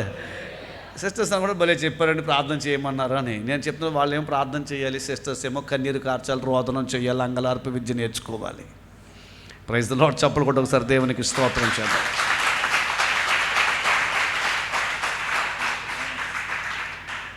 కబురు వెళ్ళగానే మన బ్రదర్ ఉన్నాడు కదండి, షూనేమిరాల భర్త, ఆయన స్పెషల్ బ్రదర్, ఆయన వెరైటీ. ఆయన అన్నాడు, ఈవేళ మందిరానికి ఎందుకు? ఈవేళ అమావాస్య కాదు, విశ్రాంతి దినం కదండి. ఆ బ్రదర్ చర్చికి వెళ్ళాలంటే ఆయనకి ఏదో స్పెషల్ మీటింగ్ అయితేనే వెళ్తాడు తప్ప రెగ్యులర్ మీటింగ్ వెళ్తాడు అనమాట ఆయన. హలో, ఆయన అడుగుతున్నాడు, ఈవేళ ఎందుకు? ఈవేళ అమావాస్య కాదు, ఇవాళ స్పీకర్ ఎవరు లేరు కదా, ఇవాళ స్పెషల్, ఇది క్రిస్మస్ కాదు కదా, ఈస్టర్ కాదు కదా, న్యూ ఇయర్. అంటే ఆ బ్రదర్ వస్తాడు కానీ అకేషన్స్కే వస్తాడు. 52 వారాలు రాడినా, లేదా సండే వస్తాడు, ఇలా నియామక కోటలకు రాడినా. మన చర్చిలో కూడా షూనేమిరాల భర్తలు చాలామంది ఉండుంటారు. నియామక కోటలు రాడైనా ఆయన రావాలంటే అది అమావాస్యన అవ్వాలి, విశ్రాంతి దినమైన అవ్వాలి, అది ఉపవాస కోటాలైన అవ్వాలి, సభలైన అవ్వాలి, ఏదో స్పెషల్ ప్రోగ్రామ్ అయితే వస్తారు. ఈ సారు రెగ్యులర్ మీటింగ్కి రారు. యేసునామంలో కొత్త సంవత్సరం తీర్మానం చేసుకుందాం, మందిరానికి స్పెషల్ అకేషన్ ఉండదు, ప్రతిసారి వెళ్ళడమే. హల్లెలూయా, హల్లెలూయా. ఈమె కష్టకాలమందు వెళ్ళదగిన మంచి స్థలము దేవుని మందిరం అని వెళ్ళింది. చేతులెత్తి ఒకసారి యేసయ్యకు ఒక మంచి స్తోత్రం చేద్దాం. సరే, మనకు తెలిసి ఎలీషా దగ్గర రాగా ఎలీషా గెహాజీని పంపించాడు, కానీ గెహాజీ ద్వారా వీలవ్వలేదు. మనకు తెలుసు, దైవజనుడు వెళ్ళాడు, శవమై పడుకున్న చిన్న బాలుడి మీద తన యొక్క శరీరము నాంచగానే దేవునికి స్తోత్రం, మృతుడైన ఆ బాలుడు తిరిగి లేచాడు. మనకు కావాల్సింది ఆమె ఎవరు? కనురా. ఎలాగో తెలుసండి, మృతతుల్యమైన సంఘటన సహితం మరెవ్వరికీ తెలియకుండా మందిరానికి వచ్చి దైవజనుణ్ణి ఆశ్రయించి దైవజనుని ప్రార్థన తీసుకుని మరొకరికి తెలియకుండా సమస్యను పరిష్కరించుకున్న అద్భుతమైన స్త్రీ ఆమె కనురాలు. ఎందుకో ఇటీవల నీ ప్రతి ఇంటి సమస్య బయట పెట్టేసుకుంటున్నావు, నీ బిడ్డల సమస్య బయట పెట్టేసుకుంటున్నావు, నీ భర్త గురించి అయిన వాళ్ళకి కాని వాళ్ళకి చెప్పేస్తున్నావు, నీ భార్య గురించి అయిన వాళ్ళకి కాని వాళ్ళకు చెప్పేస్తున్నావు, నీవు సమస్యను బయట చెప్పుకుంటున్నావు. ఎలీషా పాస్టర్ గారు చర్చి మెంబర్స్ ఏంటో తెలుసా?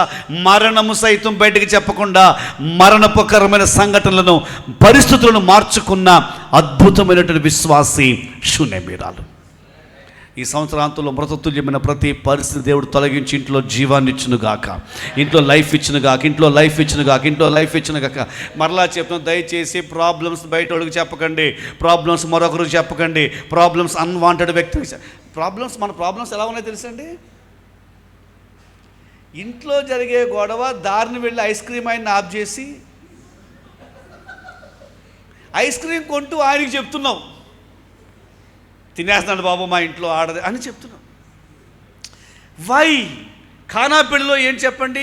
విందు ప్రధానికి సహితము తెలియలేదు. ఎంతమందికి అర్థమవుతుందండి? మన సమస్యలు మందిరంలో తప్ప ఎక్కడ చెప్పకూడదు, మన ప్రాబ్లమ్స్ ఎక్కడ చెప్పకూడదు. ఆమేన్, ఆమేన్. మన మందిరంలోనే మొరపెట్టుకుందాం, ప్రభు మనకు కార్యాలు చేస్తారు. మరణపు టూరులలో మరువక మొరలిడి ఉన్నత దుర్గమై రక్షణ శృంగమై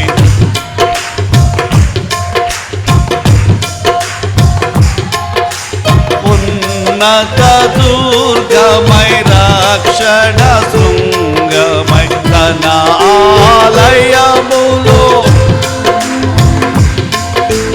తన ఆలయములో నా మొర వినెను ఆదరెను ధరణి ఆదరెను ధరణి భయకంపముచే యెహోవా నా బలమా యథార్థమైనది నీ మార్గం పరిపూర్ణమైనది నీ మార్గం యెహోవా నా కాళ్ళను లేడి ఏతైన స్థలములో శాంతితో నిలిపి నా కాళ్ళను లేడి కాళ్ళుగా ఏతైన స్థలములో శాంతితో నిలిపి రక్షణ కేడెము నాకాందించి రక్షణ అక్షయముగా తన పక్షము చేర్చిన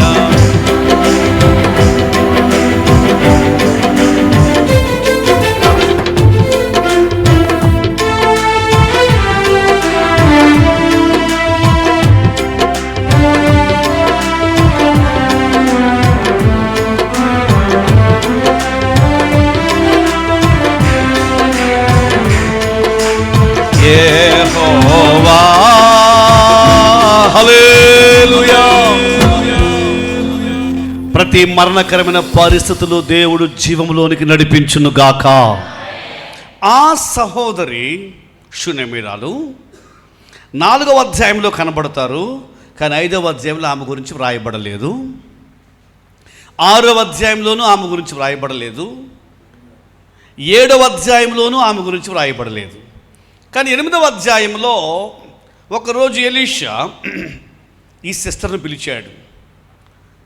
పిలిచి, అమ్మా, నీకు నీ కుమారునికి ఆరోగ్యం అంతా కూడా ఎక్కడైతే అనుకూలిస్తుందో ఆ దేశం వెళ్ళిపోండి. ఎందుకంటే దేవుడు ఈ దేశంలో కరువుకు అనుమతించాడు. ఈ దేశంలో కరువు రాబోతుంది కాబట్టి మీరు ఈ దేశం విడిచిపెట్టి వెళ్ళిపోండి అన్నాడండి. అక్కడ భర్త పేరు లేదు కాబట్టి, పెనిమిట్ అని లేదు కాబట్టి బహుశా పెనిమిట్ చనిపోయి ఉండొచ్చు అనేది అభిప్రాయం అప్పటికి. సో తన బిడ్డను తీసుకుని వెళ్ళిపోమన్నాడు. అందరు నాతో పాటు ఆలోచించండి, ముగింపులోకి వస్తున్నాం మనం. బిడ్డను తీసుకుని వెళ్ళిపోండి అని చెప్పగానే ఆమె ఏం చేసింది? 2వ వాక్యం కొంచెం ఎవరైనా లేచి దైవజనుని మాట చొప్పున చేసి. థ్యాంక్ యూ అండి అమ్మా. ఒకసారి ఈ లైన్లో ఉన్నవారు ఎవరైనా చదువుతారండి ఆ మాట? 2వ వాక్యం, 8వ అధ్యాయం 2వ వాక్యం. బ్రదర్స్ ఎవరైనా చదువుతారండి? అంటే ఎందుకు చదివించానంటే మీరు ఎవరు బైబిల్ మిస్టేక్ చదవరు, కానీ నాకు చిన్న డౌటు, ఈ మాట మీ బైబిల్లో ఉందా అని. బ్రదర్స్ బైబిల్లో ఉందండి ఆ మాట, సిస్టర్స్ బైబిల్లో ఉందండి ఆ మాట. అది ఉందా లేదని. ఏంటండి ఆ మాట? ఆ స్త్రీ లేచి ఎవరి మాట చొప్పున చేశారు? దైవజనుని మాట చొప్పున ఎవరు చేశారు? అంటే ఆ స్త్రీ అంటే ఎవరు? ఆ అయ్యగారికి ఇల్లు కట్టి పెట్టిన తల్లి, అయ్యగారికి భోజనం పెట్టినటువంటి కుటుంబం, చర్చిలో మెయిన్ పిల్లర్ అంటాం కదా, స్లాబ్ వేసినప్పుడు సహకరించిన కుటుంబం, లైటింగ్ పెట్టినప్పుడు సహకరించిన కుటుంబం, సౌండ్ సిస్టమ్ కొన్నప్పుడు సహకరించిన కుటుంబం అంట. ఎవరి మాట అన్నారు? ఎవరి మాట అన్నారు? ఎంతమంది ధైర్యంగా ఈ 2వ వాక్యంలో నేను ఉంటానండి అని ఎంతమంది చెప్పగలరు? థ్యాంక్ యూ అండి. 4వ అధ్యాయంలోనండి చూడండి, దైవజనునికి ఆతిథ్యం పెట్టింది, దైవజనునికి ఇల్లు కట్టి పెట్టింది. ఇవి చేయడం కొంచెం సులభమేనండి ఇప్పుడు, కానీ 8:2 కొంచెం కష్టం అనిపిస్తోంది ఇప్పుడు. 8:2 ఏముంటుంది? ఆమె లేచి ఇప్పుడు అయ్యగారు చెప్పినట్టే చేస్తుందంట. ఆమేన్, హల్లెలూయా. మనకు ఫ్యాన్ లేదు, ఇక్కడ ఫ్యాన్ కూడా వేసేస్తే బాగుంటుంది అంటే రేపు ఉదయం పగల మీటింగ్కే ఫ్యాన్ తెచ్చేసి వాళ్ళు ఉంటారు మన చర్చిలో. ఏంటి ఎవరు ఆమెను చెప్పలేదు? అలాగే తీసుకొస్తారు, నాకు తెలిసి తీసుకొస్తారు. కానీ ఒకటే ప్రాబ్లం, మనకి ఎలాగూ సంవత్సరాంతం వచ్చేస్తుంది కాబట్టి ఎవరు ముందు వస్తారో మరి వచ్చి కొంచెం ఫ్యాన్లన్నీ తోడాలంటేనే వచ్చేవాళ్ళు లేరు. అది ప్రాబ్లం కదా. కొనేవారు ఉన్నారు కానీ పరిచర్య చేసేవారు లేరు. ఇప్పుడు దేవుడు కోరేది ఏంటంటే దైవజనుని మాట చొప్పున చేసేవారు. అయ్యగారండి వచ్చే వారం 1,00,000 వారం మీటింగ్ పెట్టండి అయ్యగారండి అన్నారు. ఈ కాలపు శూన్యమీరాలు అయ్యగారు అన్నారు 1,00,000 వారం అమ్మ, గురువారం లేదు, మరి మన చర్చిలో వారికి డేట్ ఇచ్చేసాం కదా, వారికి ఇస్తాం, వారికి పెడతామన్నారు. అంటే ముక్తేశ్వరం అన్నయ్యకి చెప్పాను అయ్యగారు గురువారం రమ్మని. అయితే వారికి ఫోన్ చేసి చెప్పండి గురువారం వద్దు, బుధవారం ఏర్పాటు చేస్తామని చెప్పండి. కాకినాడ అక్కోళ్ళకి కూడా చెప్పేశాను అయ్యగారు, వాళ్ళు కూడా సిద్ధపడుతున్నారండి. అంటే ఈ తల్లి కాకినాడ అక్కోళ్ళకి, ముక్తేశ్వరం అన్నయ్యోళ్ళకి, మామయ్యోళ్ళకి అందరికీ చెప్పేసి లాస్ట్ని అయ్యగారికి చెప్పి డేట్ చెప్పిందనమాట. హలో, అర్థమవుతుంది కదండి. కానీ ఎలీషా పాస్టర్ గారు చర్చి మెంబర్ ఎవరో తెలుసండి. అయ్యగారు ఏ డేట్ అంటే ఆ డేటే పెళ్ళి అంట వాళ్ళ ఇంట్లో. అయ్యగారు ఏ డేట్ అంటే ఆ డేట్ అంటే గృహప్రవేశం వారి ఇంట్లో. అయ్యగారు ఏ డేట్ అసలు చెప్పాలంటే పుట్టినరోజు ప్రార్థన కూడా మార్చేస్తారంట వాళ్ళు.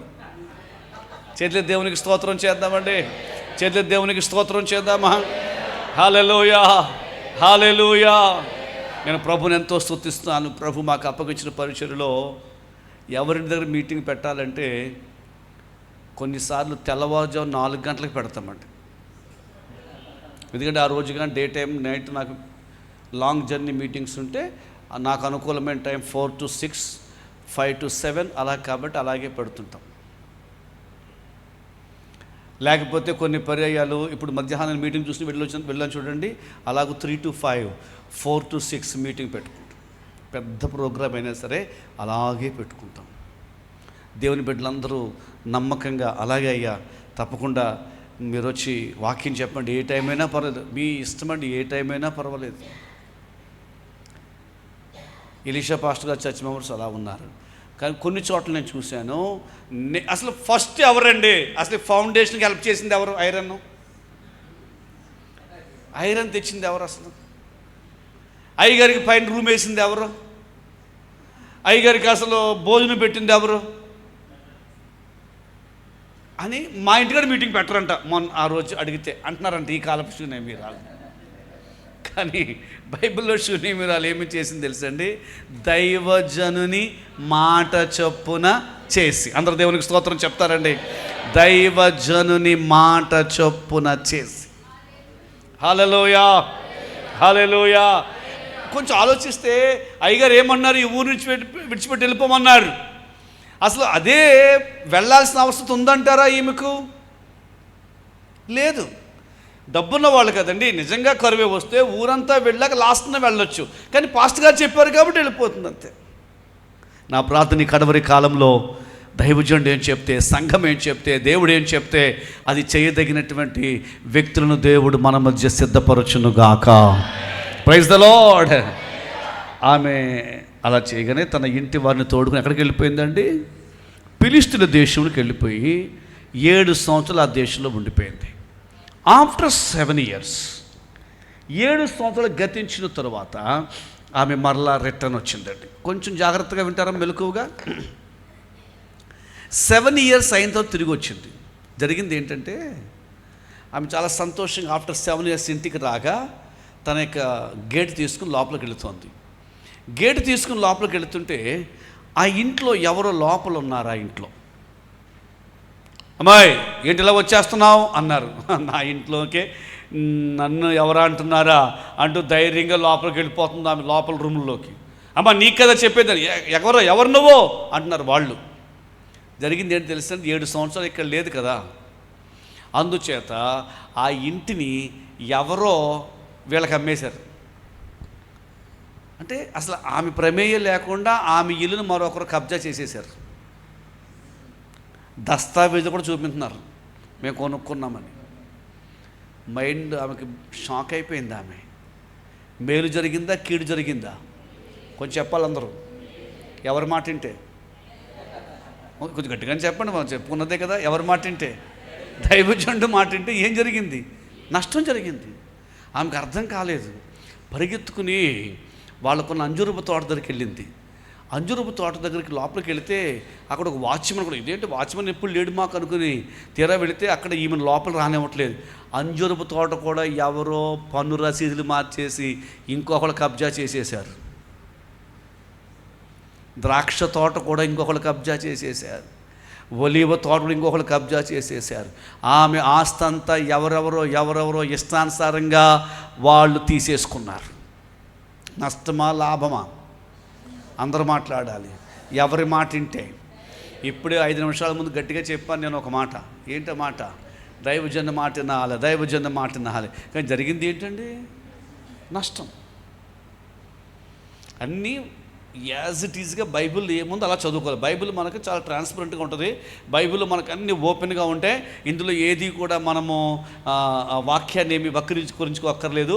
వాక్యం ఎలా ఉందో అలాగే చదివేసుకుందాం. నాకు ఇప్పుడు అర్థమైంది, పాస్టర్ గారు మాట ఏంటి నష్టాలు ఉన్నాయన్నమాట ఇక్కడ. అంతేగా. అప్పుడు అలా జరిగితే వెంటనే శూన్యములు ఎక్కడికి వెళ్ళాలండి? సహజంగా ఎక్కడికి వెళ్తుంది? ఈమెకి ఏ కష్టం రాగానే ఎక్కడికి వెళ్తుంది? మందిరానికి వెళ్తుంది. కానీ ఇప్పుడు ఈమె ఏం చేసింది తెలుసా? మందిరానికి వెళ్లకుండా రాజభవనానికి వెళ్ళింది. అందుకే ఈమె గనురాలు. ఎందుకు గనురాలు అయింది తెలుసా? ఏ సమస్య విషయంలో ఎక్కడికి వెళ్ళాలో ఎరిగినటువంటి గొప్ప స్త్రీ ఈమె. కొంతమంది ఆ మ్యాచ్ అయితే బాగుంటుందని అంటున్నారమ్మా ఆ పాస్టర్ గారు అని చెప్పేసి జస్ట్ ఒక్క మాటే చెప్పారు. మిగతా మాటలన్నీ మీరు మాట్లాడుకున్నారు. పెళ్లి సంబంధాలు మీరు కుదుర్చుకున్నారు, కట్నాలు మీరు మాట్లాడుకున్నారు. అయ్యగారు వచ్చి ఓన్లీ ప్రార్థన మాత్రమే చేశారు. 3 సంవత్సరాలు వివాహ జీవితం చాలా హ్యాపీగా ఉన్నప్పుడు కూడా అమ్మో అన్నయ్యోళ్ళు మాట్లాడి పెట్టారు, అక్కోళ్ళు మాట్లాడి పెట్టారు, చాలా గొప్ప చెప్పుకున్నావు. 3 సంవత్సరాల తర్వాత ప్రాబ్లం రాగానే మా పాస్టర్ గారు తెచ్చిన సంబంధం అండి అని అంటున్నావు. పాస్టర్ గారికి ఫోన్ చేస్తున్నావు, పాస్టర్ గారిని ఎక్కడ దోషి నిలబెడుతున్నావు, పాస్టర్ గారిని మాట్లాడమంటున్నావు కూడాను. ప్రార్థన మానేసి వచ్చి మాట్లాడమంటున్నావు. ఎక్కువ అదేగా జరిగేది. కానీ ఈ శూన్యంలో ఎందుకు గొప్ప స్త్రీ అంటే ప్రాబ్లం పాస్టర్ గారి మాట వినడం వల్లే వచ్చినా కానీ ఈమె మాత్రం పాస్టర్ గారిని బ్లేమ్ చేయట్లేదు. చాలా బలవంతంగా 2-3 తప్ప ఎక్కువ మంది స్తోత్రం చెప్పలేకపోయారు. ప్రాక్టికల్గా చెప్తున్నాను.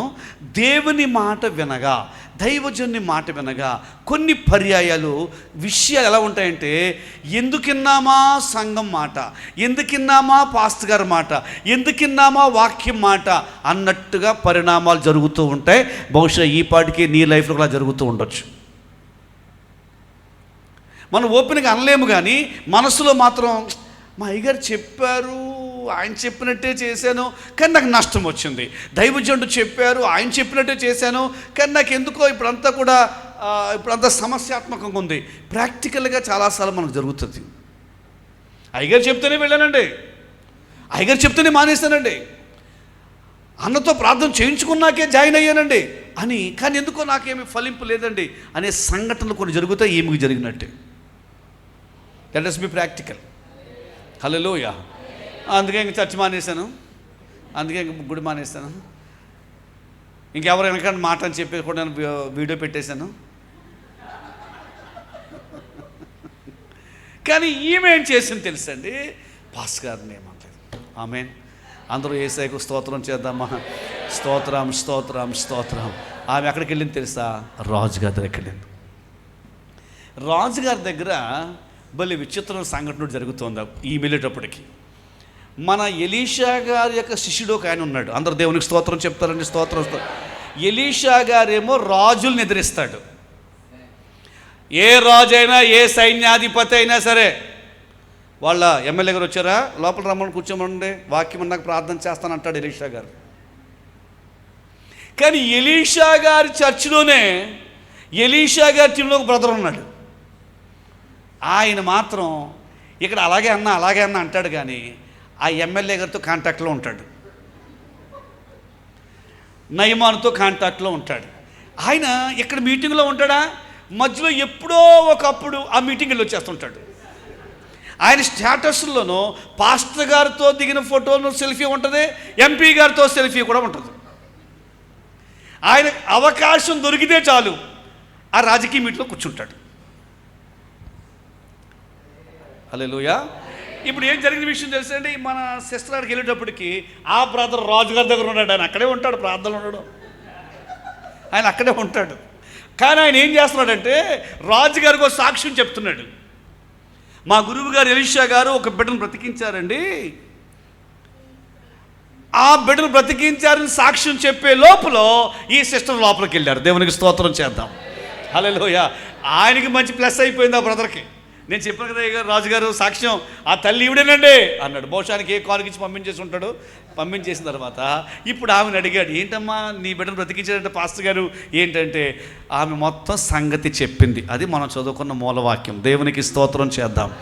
ఆమె ఏం చెప్పింది మొత్తం చెప్పుంటుంది. 4వ అధ్యాయం అంతా చెప్పుంటుంది, 6వ అధ్యాయం అంతా చెప్పుంటుంది, 8వ అధ్యాయం అంతా చెప్పుంటుంది. చెప్తే అయ్యా నేను వెళ్ళానండి, కానీ వెళ్ళొచ్చినప్పుడు నా ఆస్తిని లాగేశారండి, నా పొలం లాగేశారండి, నా భూమిని లాగేశారండి, నాకు ఇవ్వాల్సినటువంటి వాటా తీసేసుకున్నారండి, ఇవన్నీ చెప్పింది. 7 సంవత్సరాల ఊర్లో లేదు. అందరు వింటారండి, 7 సంవత్సరాల ఊర్లో లేదు. చెప్పాలంటే ఎవరు ఈమెను ఇంక పట్టించుకో అక్కర్లేదు. ఆమె మరొక ప్రాంతం వెళ్ళిపోయింది. మధ్యలో ఎలక్షన్ వస్తే మీకు ఓటు కూడా వేసి ఉండదు.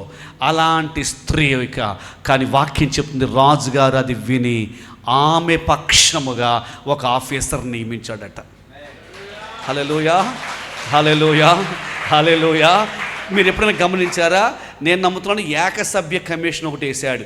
ఒక ఐఏఎస్ ఆఫీసర్ గారిని కమిషన్ వేశాడు ఈమె కోసం. మనందరికీ చరిత్ర తెలుసండి. ఏదైనా ఒక కమిషన్ ఇవ్వాలంటే ఆ సమస్య ఏమై ఉండాలి? అది కనీసం ఒక 10-15 వేల మందో లేకపోతే 1,00,000 మంది సమస్య అయ్యి ఉంటే కమిషన్ వేస్తారు, అంతే కదండి. అంతే తప్ప ఒక్కొక్కరు ఇంటి ప్రాబ్లం గురించి ఒక్కొక్క కమిషన్ వేస్తారేటండి, వేరు కదా. ఒక్కొక్కరి కోసం ఒక్కొక్క కమిషన్ వేసుకుంటే ఎక్కడవుతుంది? కానీ ఇక్కడ వాక్యం చెప్తుంది, ఈ ఒక్క స్త్రీ కొరకే గవర్నమెంటు ఒక కమిషన్ వేసింది. మీకు అర్థమైతే ఇంకా గట్టిగా దేవునికి స్తోత్రం చెప్పచ్చు. ఎవరి కొరకు నాకు తెలియదు, దేవుడు ఎందుకు ఇది జ్ఞాపకం చేశారో నాకు తెలియదు, కానీ నేను నమ్ముతున్నాను నీ లైఫ్లో కూడా దేవుని మాట ఎంతో బాగా వింటున్నావు, చక్కగా వింటున్నావు, కానీ నీ లైఫ్లో ఈ స్థితిలో నీవు ఉండుంటావు. నువ్వు పోగొట్టుకొని నష్టపోయి ఇబ్బందులు పాలయ్యి ఎవరితో నువ్వు చెప్పుకోలేక ఇబ్బంది పడుతుంటే ఈ రాత్రి ప్రభువు నీకు ఒక వాగ్దానం చేస్తున్నారు. ఆ ఒక్క స్త్రీ కొరకు ఎలా కమిషన్ వేయబడిందో నీ కొరకు మాత్రమే దేవుడు ఒక ఆఫీసర్ని వేయబోతున్నాడు. నీ బిడ్డ కొరకు మాత్రమే కాలేజీలో ఒక సీటు పెంచబడబోతుంది. నీ బిడ్డ కొరకు మాత్రమే ఆ ఉద్యోగం ఒకటి పెంచబడబోతుంది. నీ కొరకు మాత్రమే క్రొత్త ఉద్యోగం సృష్టించబడుతుంది. నీ కొరకు మాత్రమే దేవుడు ఒక గొప్ప కార్యం చేయబోతున్నాడు. విశ్వాసంతో దేవా నాకు ఆ కార్యం చేయండి, దేవా నా కార్యం చేయండి. నీ కొరకే ఒక సీట్ అలా ఉండిపోతుంది, నీ కొరకే ఒక రిజర్వేషన్ అలా ఉండిపోతుంది, నీ కొరకే ఒక స్థలం ఉండిపోతుంది, నీ కొరకే ఉద్యోగం ఉండిపోతుంది. దేవుడు ఒక అధిపతిని నియమించాడు. ఆయన పని ఏంటో తెలుసండి? ఎంక్వైరీ వేసి, ఇప్పుడు చదువుదాం, ఆమె సొత్తు యావత్తును, ఆమె భూమి ఫలించిన పంట యావత్తును ఆమెకు మరలా ఇమ్మని సెలవిచ్చాను. దయచేసి గమనించండి. మీరు ఇదంతా చదివి అంజురపు తోట లేదయ్య గారు, అక్కడ ఒలీవ తోట లేదని కంగారు పడకండి, ఎందుకంటే అక్కడ లేదు కూడా. నేను ఎందుకు నమ్ముతున్నానంటే ఆమె సొత్తు అంటే వారికి అన్నీ ఈ తోటలే కదా ఉంటాయి, ఏవి ఒలీవ తోట, ద్రాక్ష తోటలే కదా. So all the things that belongs to her, అది ఆమె సొత్తు యావత్తు. 2 7 సంవత్సరాలు లేదు కదండి. 7 సంవత్సరాల్లో అన్ని ఎకరాల పొలానికి ఎంత పంట వస్తుందో అంత పంట కూడా ఇచ్చేయాలంట. ఆమేన్, ఆమేన్, ఆమేన్, ఆమేన్. అంటే రూపాయి పెట్టుబడి లేకుండా 7 సంవత్సరాల పంట కూడా ప్లస్ బోనస్గా వచ్చేస్తుందంటే ఈమెకి. ఆమె సొత్తు యావత్తు ఆమె పంట యావత్తు. ఒక 2-3 సార్లు ఆ మాట ఒప్పుకుందామా? ఆమె సొత్తు యావత్తు, ఆమె పంట యావత్తు, ఆమె సొత్తు యావత్తు, ఆమె పంట యావత్తు ఆమెకు మరలా ఇమ్మని సెలవిచ్చెను. అందరూ ఒప్పుకుందాం, మరలా ఇమ్మని సెలవిచ్చెను. నువ్వు పోగొట్టుకున్న పొలం నీకు మరలా ఇవ్వబడుతుంది. అబార్షన్లో నువ్వు పోగొట్టుకున్న బిడ్డను దేవుడు మరలా నీకు ఇవ్వబోతున్నాడు. దేవుడు నీకు ఇవ్వబోతున్నాడు. The things which you last, నువ్వు నష్టపోయిన దానిని దేవుడు నీకు తిరిగి ఇవ్వబోతున్నాడు, తిరిగి ఇవ్వబోతున్నాడు. ఈ చర్చిలో ప్రభు నందు విశ్వాసంతో సాగి వెనక్కి వెళ్ళిపోయిన వారందరినీ దేవుడు మరలా ఇవ్వబోతున్నాడు. బాప్తిసం పొంది లోకములో కలిసిపోయిన వారిని దేవుడు మరలా ఇవ్వబోతున్నాడు. ప్రార్థనలో ఎదిగి లోకములో కలిసిపోయిన వారిని దేవుడు మరలా ఇవ్వబోతున్నాడు. ఆమెకు మరలా ఇమ్మని సెలవిచ్చెను. దేవుడు నీ కొరకే ఒక అధిపతిని నియమిస్తారు. హల్లెలూయా, హల్లెలూయా, హల్లెలూయా, హల్లెలూయా, హల్లెలూయా. ఒక సాక్ష్యం మీకు జ్ఞాపకం చేస్తానండి. నేను విన్న సాక్ష్యం. పాస్టర్ పిఆర్ బేబీ గారని కేరళలో కొచ్చిన్లో పాస్టర్ గారు ఉన్నారు. ఆ పాస్టర్ గారు ఇండియన్ నేవీలో సైంటిస్ట్గా జాబ్ చేసి రిజైన్ చేశారు. ఆ దైవజనుడు చర్చిలో 100-120 కిలోమీటర్స్ నుంచి కూడా విశ్వాసులు వస్తుంటారట సండే. ఒక సంవత్సరం నేను ఆ దైవజనుడు ద్వారా సాక్షి వినే సమయంలో, ఆ సంవత్సరానికి ముందు సంవత్సరం, ఇట్ ఈస్ 10 years బ్యాక్ విన్నాను నిన్ను. ఒక మే నెలలో దైవజనుడు వాక్యం చెప్తూ ఈ ఆగస్ట్ నెలాఖరులోగా మీ ఆర్థిక సమస్యలు తీరిపోతాయి అని చెప్పారు. వాక్యం మధ్యలో ప్రసంగ అంశం వేరు, కానీ దైవజనుడు ఆ మాట చెప్పారు. మీటింగ్ అయిపోయాక ఒక్కొక్క కుటుంబం పాస్టర్ గారితో ప్రార్థన చేయించుకుంటారు.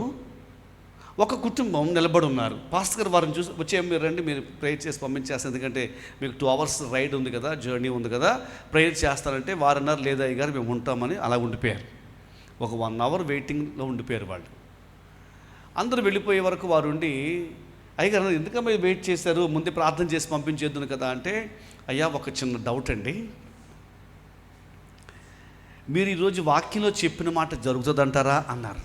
అయ్యగారు అన్నారు, వాక్యం చాలా ఎక్కువసేపు చెప్పానమ్మా నేను, ఏ విషయం జరుగుతుందో తప్పకుండా అన్నారు అయ్యగారు. అది కాదు అయ్యగారు, ఆగస్ట్ నెలాఖరులోగా ఆర్థిక సమస్యలు తీరిపోతాయని చెప్పారు కదా, జరుగుతుందంటారని అన్నారు. అయ్యగారు అన్నారు, అవునవును, ఆ మాట ఎందుకు చెప్పాను నాకు తెలియదు, మొత్తం దేవుడు ఎవరి కొరకు అది చెప్పుంటారు. వారు అన్నారు, అయ్యా అది మాకు జరుగుతుందండి అన్నారు. అయ్యగారు అన్నారు, అది చెప్పినప్పుడు మీ హృదయం తాకబడితే మీకు జరుగుతుంది అన్నారు పాస్టర్ గారు. మళ్ళీ అది కదా అయ్యగారు కొంచెం అది అన్నట్టుగా మాట్లాడుతున్నారు. కొంచెం విసిగిపోయి అయ్యగారు అన్నారు, మీకు ఆర్థిక సమస్యలు ఏంటి, మీరు మల్టీ మిలియనర్స్ కదా, మీకేంటి ఫైనాన్షియల్ క్రైసిస్ అన్నారు పాస్టర్ గారు.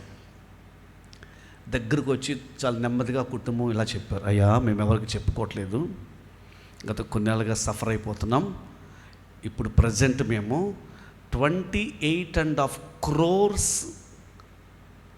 ఇబ్బందుల్లో ఉన్నామండి అని అన్నారు. 28.5 కోట్ల రూపాయలు బకాయిల్లో ఉన్నాయండి మా కంపెనీలో అన్నారు వాళ్ళు. మీరు షాక్ అయ్యి మాట్లాడలేదా, లేకపోతే నిద్రావస్థలో ఉండి మాట్లాడలేదా నాకు తెలియదు. వారికి ఎంతండి అప్పు మొత్తం? బహుశా ఇక్కడ కూర్చున్న మనలో చాలామందికి అప్పు ఉండొచ్చు, కానీ అందరు అప్పు కలిపినా కానీ అంత ఉండకపోవచ్చు.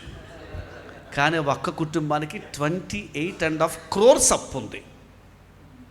పాస్టర్ షాక్ అయ్యారు, కానీ ప్రేయర్ చేశారు, ప్రభువా నువ్వేదో కార్యం చేయాలని. మే నెలది ప్రభువు చెప్పాడు కాబట్టి వారికి కొంచెం ధైర్యం అనిపిస్తోంది. మే నెలాఖరు వచ్చినప్పటికీ ఆ కుటుంబం అనుకున్నారు, మా 28.5 కోట్ల అప్పుల్లో ఒక 1/2 కోటి తగ్గుతూ ఉంటుందేమో అనుకున్నారు. మే అయిపోయింది, 1/2 కోటి కాదు కదా, 50,000 కూడా ఏం తగ్గల. జూన్ అయిపోయింది, అసలు 1 కోటి రూపాయలు తగ్గట్లేదు. సమస్య కాస్త కొంచెం ఉచ్చు బిగుస్తుంది కూడా. జూలై వచ్చేసింది, అసలు కనీసం కదలట్లేదండి, అంటే డౌన్ అవ్వట్లేదు, ప్రాబ్లం సివియారిటీ ఎక్కువైపోతుంది. జూలై నెలాఖరు వచ్చింది, ఏం కదలట్లేదు, కానీ ప్రభు చెప్పాడని నమ్మకం ఉంది. దేవునికి స్తోత్రం చెప్దామండి. ఆగస్టు 1వ తారీఖున వాళ్ళకు న్యూస్ వచ్చింది. ఏంటంటే న్యూస్ అంటే, వారి యొక్క ఈ బకాయిల కేసు చూస్తున్నటువంటి ఆఫీసర్ ట్రాన్స్ఫర్ అయిపోయాడు. వాళ్ళు కొంచెం షాక్ అయ్యారు. ఎందుకంటే ఇప్పుడు మళ్ళీ కొత్త ఆఫీసర్ వస్తాడు, అతను మళ్ళీ ఈ కేసు ఫస్ట్ నుంచి వస్తాడు, ఇంకెంతకాలం నలిగిపోవాలని ఇబ్బంది పడ్డారు వాళ్ళు. కానీ కొద్ది సమయానికి వచ్చిన కొత్త ఆఫీసర్ ఎవరైనా ఎంక్వైరీ చేశారు. ఎంక్వైరీ చేస్తే తెలిసిన విషయం ఏంటంటే, ఇప్పుడు కొత్తగా కేసు చూడడానికి వచ్చిన ఆఫీసర్ ఎవరంటే వాళ్ళ పాస్టర్ గారు పిఆర్ బేబీ గారు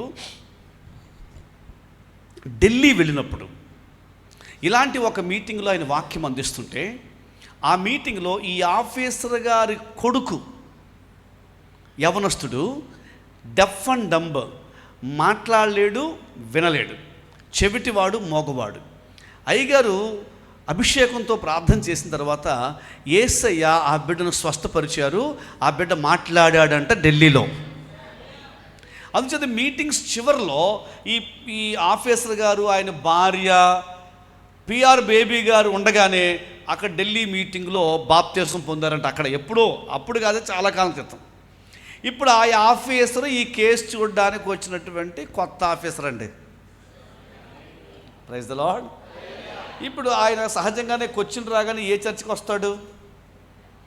పాస్టర్ గారి చర్చికి వస్తాడు. కేసులో ఉన్న కుటుంబం అదే చర్చి, దాన్ని డీల్ చేస్తున్న ఆఫీసర్ గారు అదే చర్చి. దేవుడు అద్భుతం ఏంటంటే, ఆగస్టు 30 తారీఖున వారికి ఒక న్యూస్ వచ్చింది. వారు కట్టాల్సిన అమౌంట్లో 25 కోట్లు 25 crores కట్టక్కర్లేదు, అడ్జస్ట్మెంట్ అయిపోయిందని న్యూస్ వచ్చింది. ఇక మిగిలిన 3.5 crores వాళ్ళకి పెద్ద సమస్య కాదు, వాళ్ళు చాలా రిచ్ పీపుల్. 3.5 crores అంత పెద్ద ప్రాబ్లం కాదు. సో పాస్టర్ గారికి ఆ కుటుంబం ఫోన్ చేశారు, అయ్యా దేవుడు ఎంత గొప్ప దేవుడు, ఆగస్టు నెలాఖరు అన్నాడు దేవుడు, ఇంకా ఈరోజు 30వ తారీఖునండి, రేపు 31 కూడా ఉంది, కానీ ఒక రోజు ముందే మన దేవుడు వాగ్దానం చేసినట్లు, మాట ఇచ్చినట్లుగా 25 కోట్ల రూపాయలు క్లియర్ అయిపోయినాయి గారు అని ప్రభువును స్తుతించారు. 31వ తారీఖు సాయంకాలం ఆఫీసర్ గారు అయ్యగారికి ఫోన్ చేశారు. పాస్టర్ గారండి చర్చ్ దగ్గర ఉన్నారా? ఉన్నాను నాన్న, ఆఫీస్లో అన్నారు. మీ దగ్గరకు వస్తున్నానంటే వచ్చారు. పాస్టర్ గారు ఆ బ్రదర్ని చూడగానే thank you so much sir, మీరు ఆ కుటుంబానికి చాలా ఫేవర్ చేశారంటే ఆయన అన్నారు, లేదు sir I did my duty అంతే, నేనేమి స్పెషల్ ఫేవర్ చేయలేదు ఆయన చెప్పారు. సరే బ్రదర్ ఏంటి వచ్చారు విషయాలు అని అడిగితే ఆయన అన్నారట, సార్ నాకు అసలు ఏం అర్థం కాని ఒక విషయం, నాకు తెలియకుండా మా డిపార్ట్మెంట్ వాళ్ళు, నేను పెట్టలేదంటే అప్లికేషను, కొచ్చిని పంపించారు. సరే వచ్చాక అనుకున్నాను దేవుడికి చెత్త మీద దేవుని కృపేది, ఎందుకంటే నా కొడుకు మీ దగ్గర నా కొడుకు మీ ప్రార్థన ద్వారా కదా దేవుడు కార్యం చేశాడు.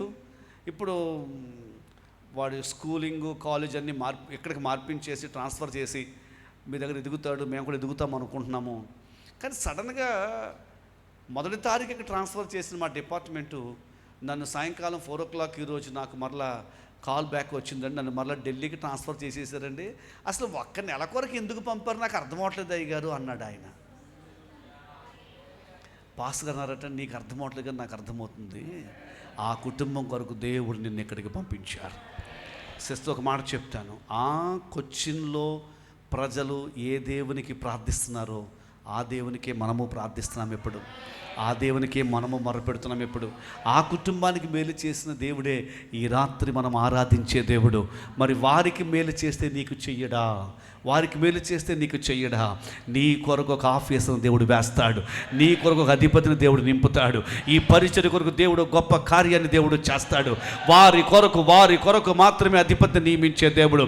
ఆమెకు మరలా ఇమ్మని సెలవిచ్చినట్టుగానే నీ ఆస్తి నీకు తిరిగి దక్కుతుంది, నీ కుటుంబం నీకు తిరిగి దక్కుతుంది, నీ బిడ్డలు నీకు తిరిగి దక్కుతారు, నీకున్న ఉద్యోగం నీకు తిరిగి దక్కుతుంది, నీకున్న కెరీర్ మరలా ఎక్కడికి పోదు, మరలా ఆమేన్ ఆమేన్ ఆమేన్ మరలా దేవుడు ఇవ్వబోతున్నాడు, మరలా దేవుడు ఇవ్వబోతున్నాడు.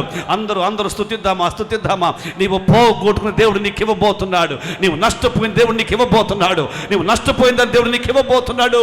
ఆత్మ సంబంధముగా, ఆరోగ్య సంబంధముగా, ఆర్థిక సంబంధముగా, the things which you lost, the things which belongs to you will be given again. దేవుడు నీకు మరలా దాన్ని ఇవ్వబోతూ ఉన్నాడు.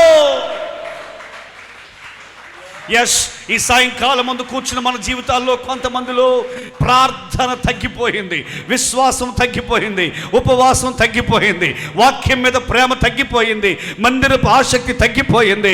దేవుడు మరలా నీ జీవితంలో మందిరం మీద ఆసక్తిని మరలా ఇవ్వబోతున్నాడు, ప్రార్థన మీద ఆసక్తిని దేవుడు ఇవ్వబోతున్నాడు, ఉపవాసం దేవుడు ఆసక్తిని ఇవ్వబోతున్నాడు, కృపా వరాల మీద ఆసక్తి దేవుడు నీకు ఇవ్వబోతున్నాడు. నీకు ప్రవచన వరం ఉండేది, నీకు స్వస్థపరచు వరం ఉండేది, నీకు దర్శన వరం ఉండేది, 2-3 గంటలు ఆగకుండా నీవు నాన్ స్టాప్గా అన్య భాషలు మాట్లాడే కృప. ఇటీవల కాలంలో 2-3 నిమిషాలు మాట్లాడలేకపోతున్నావు. యేసయ్య నామములో 8-6 నీ కొరకు ఒప్పుకుంటున్నాను నేను. దేవుడు నీకు మరలా ఇవ్వబోతున్నాడు. ఎవరు కొత్త వాళ్ళు కనబడితే వారికి సువార్త చెప్పాలన్న భారం నీకుండేది, ఇటీవల ఆసక్తి తగ్గిపోయింది. దేవుడు మరలా ఇవ్వబోతున్నాడు. అందరూ మోకరిద్దాం. మోకరించి విన్న వారందరూ మోకరిద్దాం. మరలా ఇమ్మని దేవుడు సెలవిస్తున్నాడు. ఆమేన్. ఇది నీ కొరకు సిస్టర్ గారు, నీ కొరకు బ్రదర్, నీ కొరకు తల స్వరమెత్తి ఒకసారి ప్రభువుని అడుగు. ప్రభా, ఇది పోగొట్టుకున్నాను. ఇక పోయిన దాని గురించి నువ్వు ఇంకా ఏం చేయలేమనుకుని నిరాశలో ఉన్నావు, కానీ దేవుడు చెప్తున్నా నీకు మరలా తిరిగిస్తాడు. బ్రేక్ అయిపోతున్న ఫ్యామిలీ దేవుడు తిరిగి కట్టబోతున్నాడు. పరువు ప్రతిష్టలు మంట కలిసిపోయిన కొన్ని కుమిలిపోతున్న నీకు దేవుడు మరణానికి ఇవ్వబోతున్నాడు. కీడు అనుభవించిన యాండ్ల కొలది అత్యధిక సంతోషాన్ని ఇవ్వబోతున్నాడు. బిడ్డలను పోగొట్టుకున్నాడు, ఆస్తిని పోగొట్టుకున్నాడు, సమస్తాన్ని పోగొట్టుకున్నాడు. యోబుకు మరలా దేవుడు అందమైన బిడ్డలను ఇచ్చాడు. రెట్టింపైన ఆశీర్వాదాలు దేవుడు ఇచ్చాడు. గొర్రెలు, ఒంటెలు. కానీ పరిస్థితి ఎలా మారిపోయిందంటే కిలో మటన్ తినడానికి వీలు లేని రీతిలో మారిపోయింది. కానీ దేవుడు ఇప్పుడు 14,000 గొర్రెలను ఇచ్చాడు. దేవుడు 1000 జతల ఎద్దులు ఇచ్చాడు.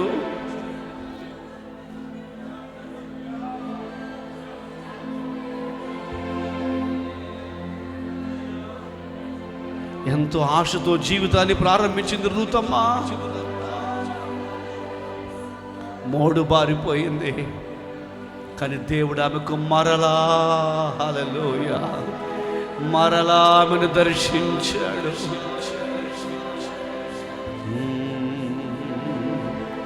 కోల్పోయినవన్నీ దేవుడు ఇవ్వబోతున్నాడు.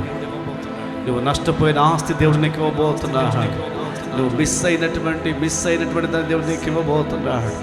నీ కుటుంబంలో సంతోషాన్ని మిస్ అయిపోయావు. The Lord is going to give you back. The Lord is going to give you back. The Lord is going to give you back. ఎలుగెత్తి స్వరమెత్తి ప్రభువా give me back. ఆమెకు మరలా ఆస్తి మాత్రమే కాదు, ప్లస్ బోనస్గా పంట యావత్తు దేవుడు నీకు ఇవ్వబోతున్నాడు. The Lord is going to reward you. నువ్వు చేయాల్సిందల్లా దేవుని మాట విను, దైవజనుని మాట విను, దేవుని ఉపదేశానికి లోబడు.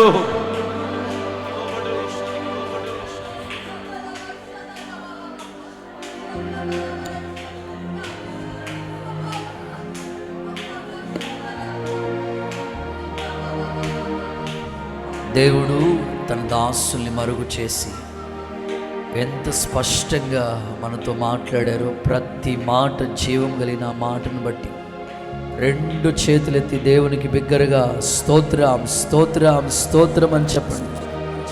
కృతజ్ఞతా హృదయముతో చెప్పండి, స్తోత్రం.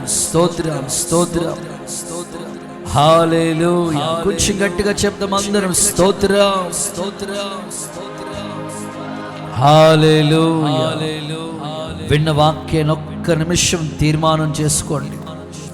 ఈ తీర్మానాల పండుగలో ఆమె సొత్తు, ఆమె పంట నేను మరలా ఇచ్చేదను.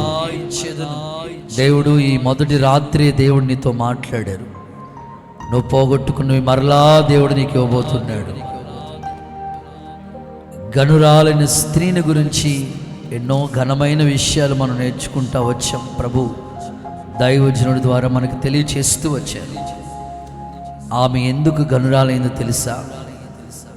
దైవజనుడికి ఆతిథ్యము చేసిందని, దైవజనుడి కొరకు ఒక గది నిర్మించిందని, భర్తకి చెప్పకుండా ఏమీ చేయలేదు. ప్రార్థన చేసుకుందాం, అందరం తీర్మానంలోకి వచ్చి ప్రార్థన చేద్దాం. ప్రభా, నా భర్తకి చెప్పకుండా ఏది నేను చేయను. హల్లెలూయా. ఒక్క నిమిషం ప్రార్థన చేసుకుందాం, ఒక్క నిమిషం అడుగుదాం దేవుని దగ్గర. అంత మాత్రమే కాదు, తన కుమారుడు, తన కుటుంబం ఎంత ఉన్నతంగా ఉన్నా ఎండలో నిలబెట్టి పని నేర్పించే అనుభవం వారికి ఉంది. ఈరోజు నీ పిల్లల గురించి, ఒక నిజమైన తల్లిగా, ఒక నిజమైన తండ్రిగా వారికి కష్టం నేర్పించమని దేవుడు మరలా జ్ఞాపకం చేసుకుంటూ వచ్చాడు. ప్రార్థన చేద్దామా? అందరూ స్వరమెత్తి అడుగుదామా దేవుణ్ణి? అంత మాత్రమే కాదు, దైవజనుడు మాట చొప్పున చేసింది. ఒకసారి నీకు కష్టం ఎదురవుతున్నా దైవజనుడు మాట చొప్పున చేయటానికి నువ్వు నిర్ణయించుకోవాలి. సమస్య వచ్చినప్పుడు మందిరానికి వెళ్ళింది ఈ మాటలన్నీ విని విడిచిపెట్టడానికి కాదు, నీ జీవితంలో ఒక నూతన తీర్మానం. అలా నువ్వు చేయగలిగితే, అలాగ నువ్వు చేయగలిగితే నీ కోసం ఒక అధిపతిని దేవుడు ఈ రాత్రి నియమించబోతూ ఉన్నాడు. ప్రాకారములు పడగొట్టు దేవుడు నీకు ముందుగా వెళ్ళుచున్నాడు. నీ సొత్తు, నీ పంట మరలా దేవుడు ఇవ్వబోతున్నాడు. విన్న మాటలన్నీ తలపోసుకుంటూ ఒక్క నిమిషం తీర్మానం చేసుకుందాం. హల్లెలూయా, హల్లెలూయా. మహోన్నతుడా నీ కృపలోనే నివసించుట నా జీవిత ధన్యతయున్నది. మహోన్నతుడా నీ కృపలో నేను నివసించుట, మహోన్నతుడా నీ కృపలో నేను, మహోన్నతుడా నీ కృపలో నేను నా జీవిత ధన్యతయున్నది. వాడబారని స్వాస్థ్యము నాకై పరమందు దాచియుంచితివా, వాడబారని స్వాస్థ్యము నాకై పరమందు దాచియుంచితివా. వాగ్దాన ఫలము అనుభవింప నీ కృపలో నన్ను పిలచితివా. వాగ్దాన ఫలము అనుభవింప నీ కృపలో నన్ను పిలచి, మారా అనుభవం మధురముగా మార్చగలవు నీవు యేసయ్యా. మారా అనుభవం మధురముగా మార్చగలవు, మార్చగలవు నీవు, మార్చగలవు నీవు, మార్చగలవు నీవు, మార్చగలవు నీవు. నీకోసం ఒక అధిపతిని, నీకోసం ఒక అధిపతిని నియమించుచున్నాడు. ఆయన నీ సొత్తు, ఆయన నీ యావత్తు, నీ పంట మరలా ఇవ్వబోతూ ఉన్నాడు.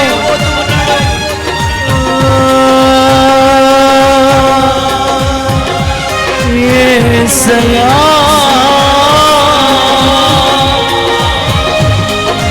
మహోన్నతుడైన దేవుడా, నా కోసం దాచిన స్వాస్థ్యము, నా కొరకు సిద్ధపరిచిన మేలెంతో గొప్పది.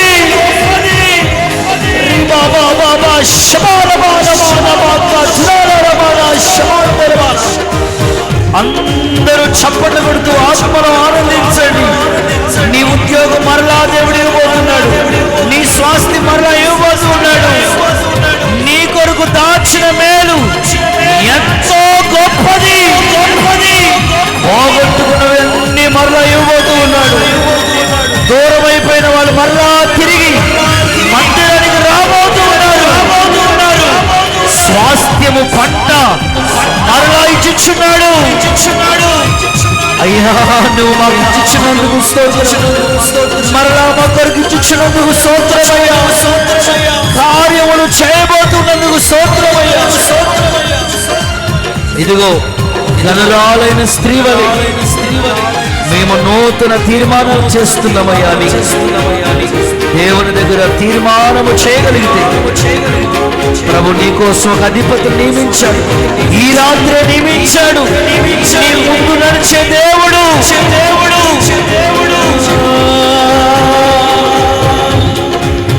మార్చగలవు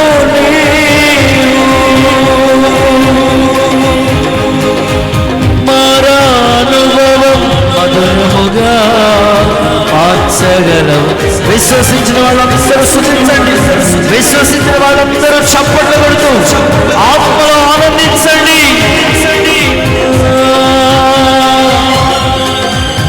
మార్చగలవు నీవు, మార్చగలవు మహోన్నతుడా,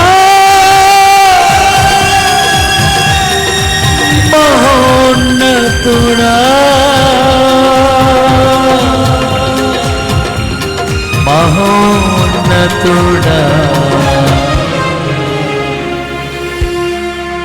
మహోన్నతుడా, నీ కృపలో నేను నివసించుట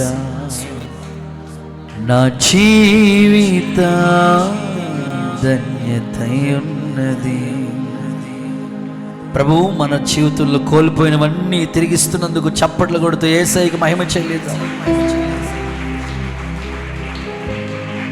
అలాగే తీర్మానం చేసుకుందాం. అలాగే తీర్మానం చేసుకుందాం. ప్రభువా, నేను కోల్పోయినవన్నీ నాకు తిరిగి దయచేయండి ప్రభువా అని విశ్వాసంతో ప్రార్థన చేసుకుందాం. దైవజనులు అయ్యగారే ఈ పరిచర్య కొరకు ప్రార్థన చేసి ఆశీర్వాదం ఇస్తారు. ఒంటరి జీవితంలో కోల్పోయినవన్నీ మరలా దేవుడు దయచేయబోతున్నాడు. ఈ పోరాటంలో మరలా దేవుడు జయమివ్వబోతున్నాడు. నీ స్వాస్థ్యము, నీ సొత్తు మరలా దేవుడు ఇవ్వబోతున్నాడు. అయ్యగారు ప్రార్థన చేస్తారు. అందరు తల్ల వంచండి, కళ్ళు మూసుకుని ఈ పరిచర్య గురించి విశ్వాసులందరి కొరకు ప్రార్థన చేసి ఆశీర్వదిస్తారు. ప్రేమస్వరూపమైన తండ్రి, నీకు స్తోత్రం. 2024 సంవత్సరపు ముగింపు దినాల్లోనికి మీరు మమ్మను నడిపించినందుకు వందనాలు. ఇంత దనుక మీరు మమ్మను సజీవులుగా ఉంచినందుకు స్తోత్రం.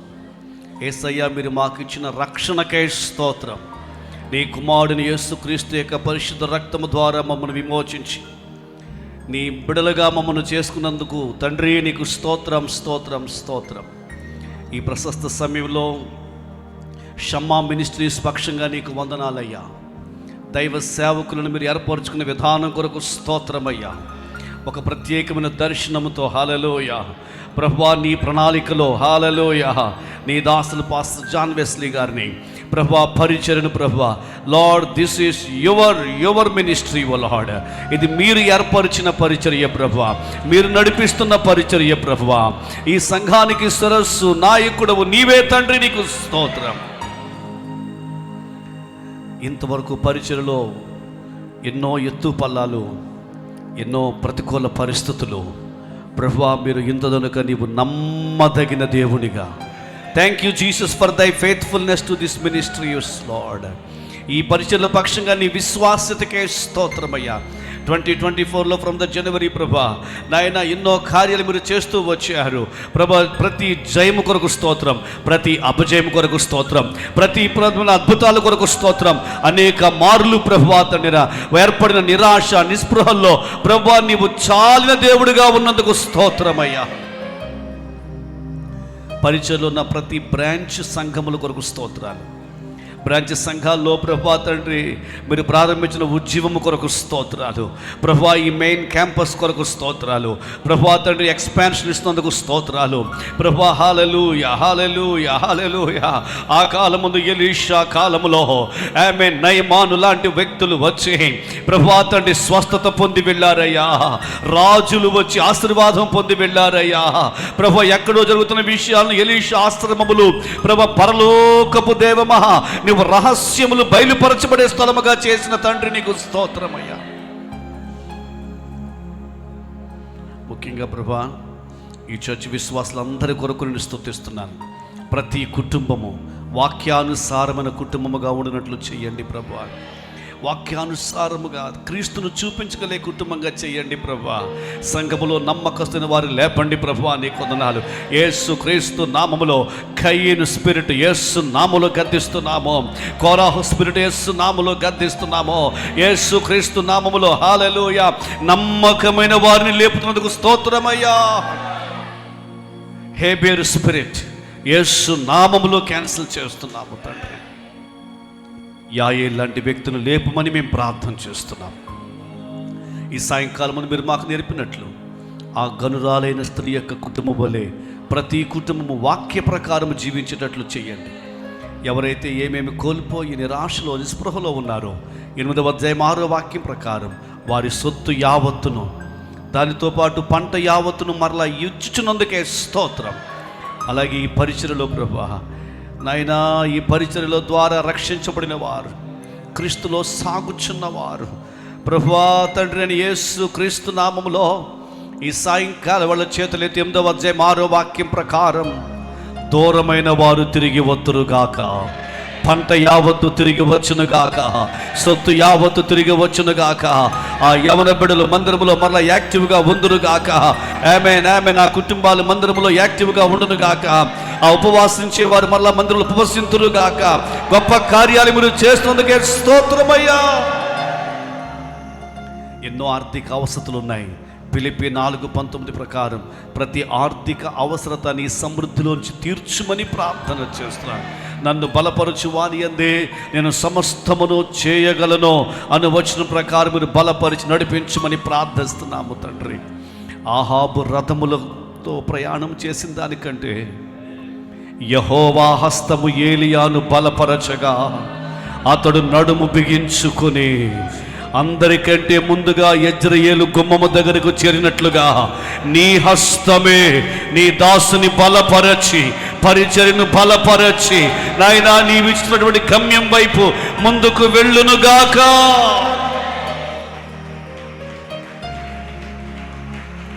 ఇంకను అనేక మంది నమ్మకమైన శిష్యులు ప్రభువా సిద్ధపరచబడుదురుగాక. మా ప్రాంతాలకు ఈ షమ్మా మినిస్ట్రీస్ ఆత్మీయ దిక్సూచిగా మీరు చేస్తున్నందుకు స్తోత్రం. అనేక రాష్ట్రముల నుండి ప్రజలు ఇక్కడికి వచ్చి దేవోక్తి తెలుసుకుని వెళ్ళుదురుగాక. షమ్మా మినిస్ట్రీస్ అనేక జిల్లాలకు వ్యాపించి హల్లెలూయా. ప్రభువా తండ్రి దేవుడు మీకు తోడై ఉన్నాడు. దేవుని రహస్యాలు మీ దగ్గర ఉన్నాయి, మాకు నేర్పించండి అని ప్రజలు ఇక్కడికి వచ్చి హల్లెలూయా వాక్య తర్బీదయ్యి ఆమేన్ స్తోత్రం నాయన అభిషేకాన్ని పొందుకొని అగ్ని చేత నింపబడి రేమాలు పొందుకొని వెళ్ళి వారి ప్రాంతాల్లో ప్రభువా నీ కొరకు జీవించే ఒక ఆత్మీయ కేంద్రంగా మీరు చేస్తున్నందుకు స్తోత్రమయ్యా.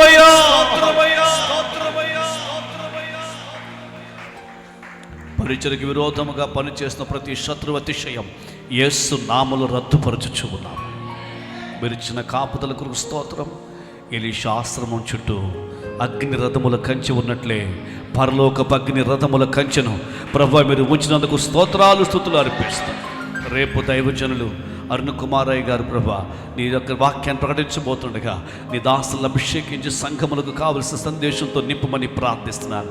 మరొక మారు స్థానిక సంఘ కాపులను ప్రభువా సిస్టర్స్ను ప్రభువా తండ్రి నేను పరిచయం చేయ ప్రతి ఒక్కరిని నీ కృపగల ప్రస్థానికి అప్పగిస్తూ నీ రాకడ కొరకు మమ్మల్ని సిద్ధపరచుమని ఈ చర్చిలో ప్రభువా గంటల తరబడి మోకాళ్ళ మీద ప్రార్థించే ప్రార్థనా పరులు అన్నా ప్రవక్తలు వలె రేయింబవులు ఉపవాసాలతో గడిపేటువంటి ప్రార్థనా పరులు ఉపవాసముతో ప్రభువును సేవించినటువంటి అనుభవాలతో నింపబడే వారిని మీరు లేపుతున్నందుకు స్తోత్రమయ్యా.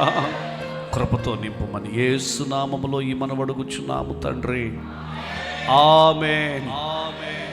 ఇప్పుడు మన పరమ తండ్రి దేవుని ప్రేమ, రక్షకుడు కుమారుడైన యేసునాథుని కృప, పరిశుద్ధాత్మని సహవాసము, ఆదరణ పిల్లరా కూడి వచ్చిన మనకును ఆయన రాకడ కొరకే కనిపెట్టుచున్న సకల పరిశుద్ధులకును సదా తోడైయుండునుగాక. Amen. Amen. Praise the lord. అందరికీ వందనాలు. దేవుని కృప మీకు తోడైయుండునుగాక. Praise the lord.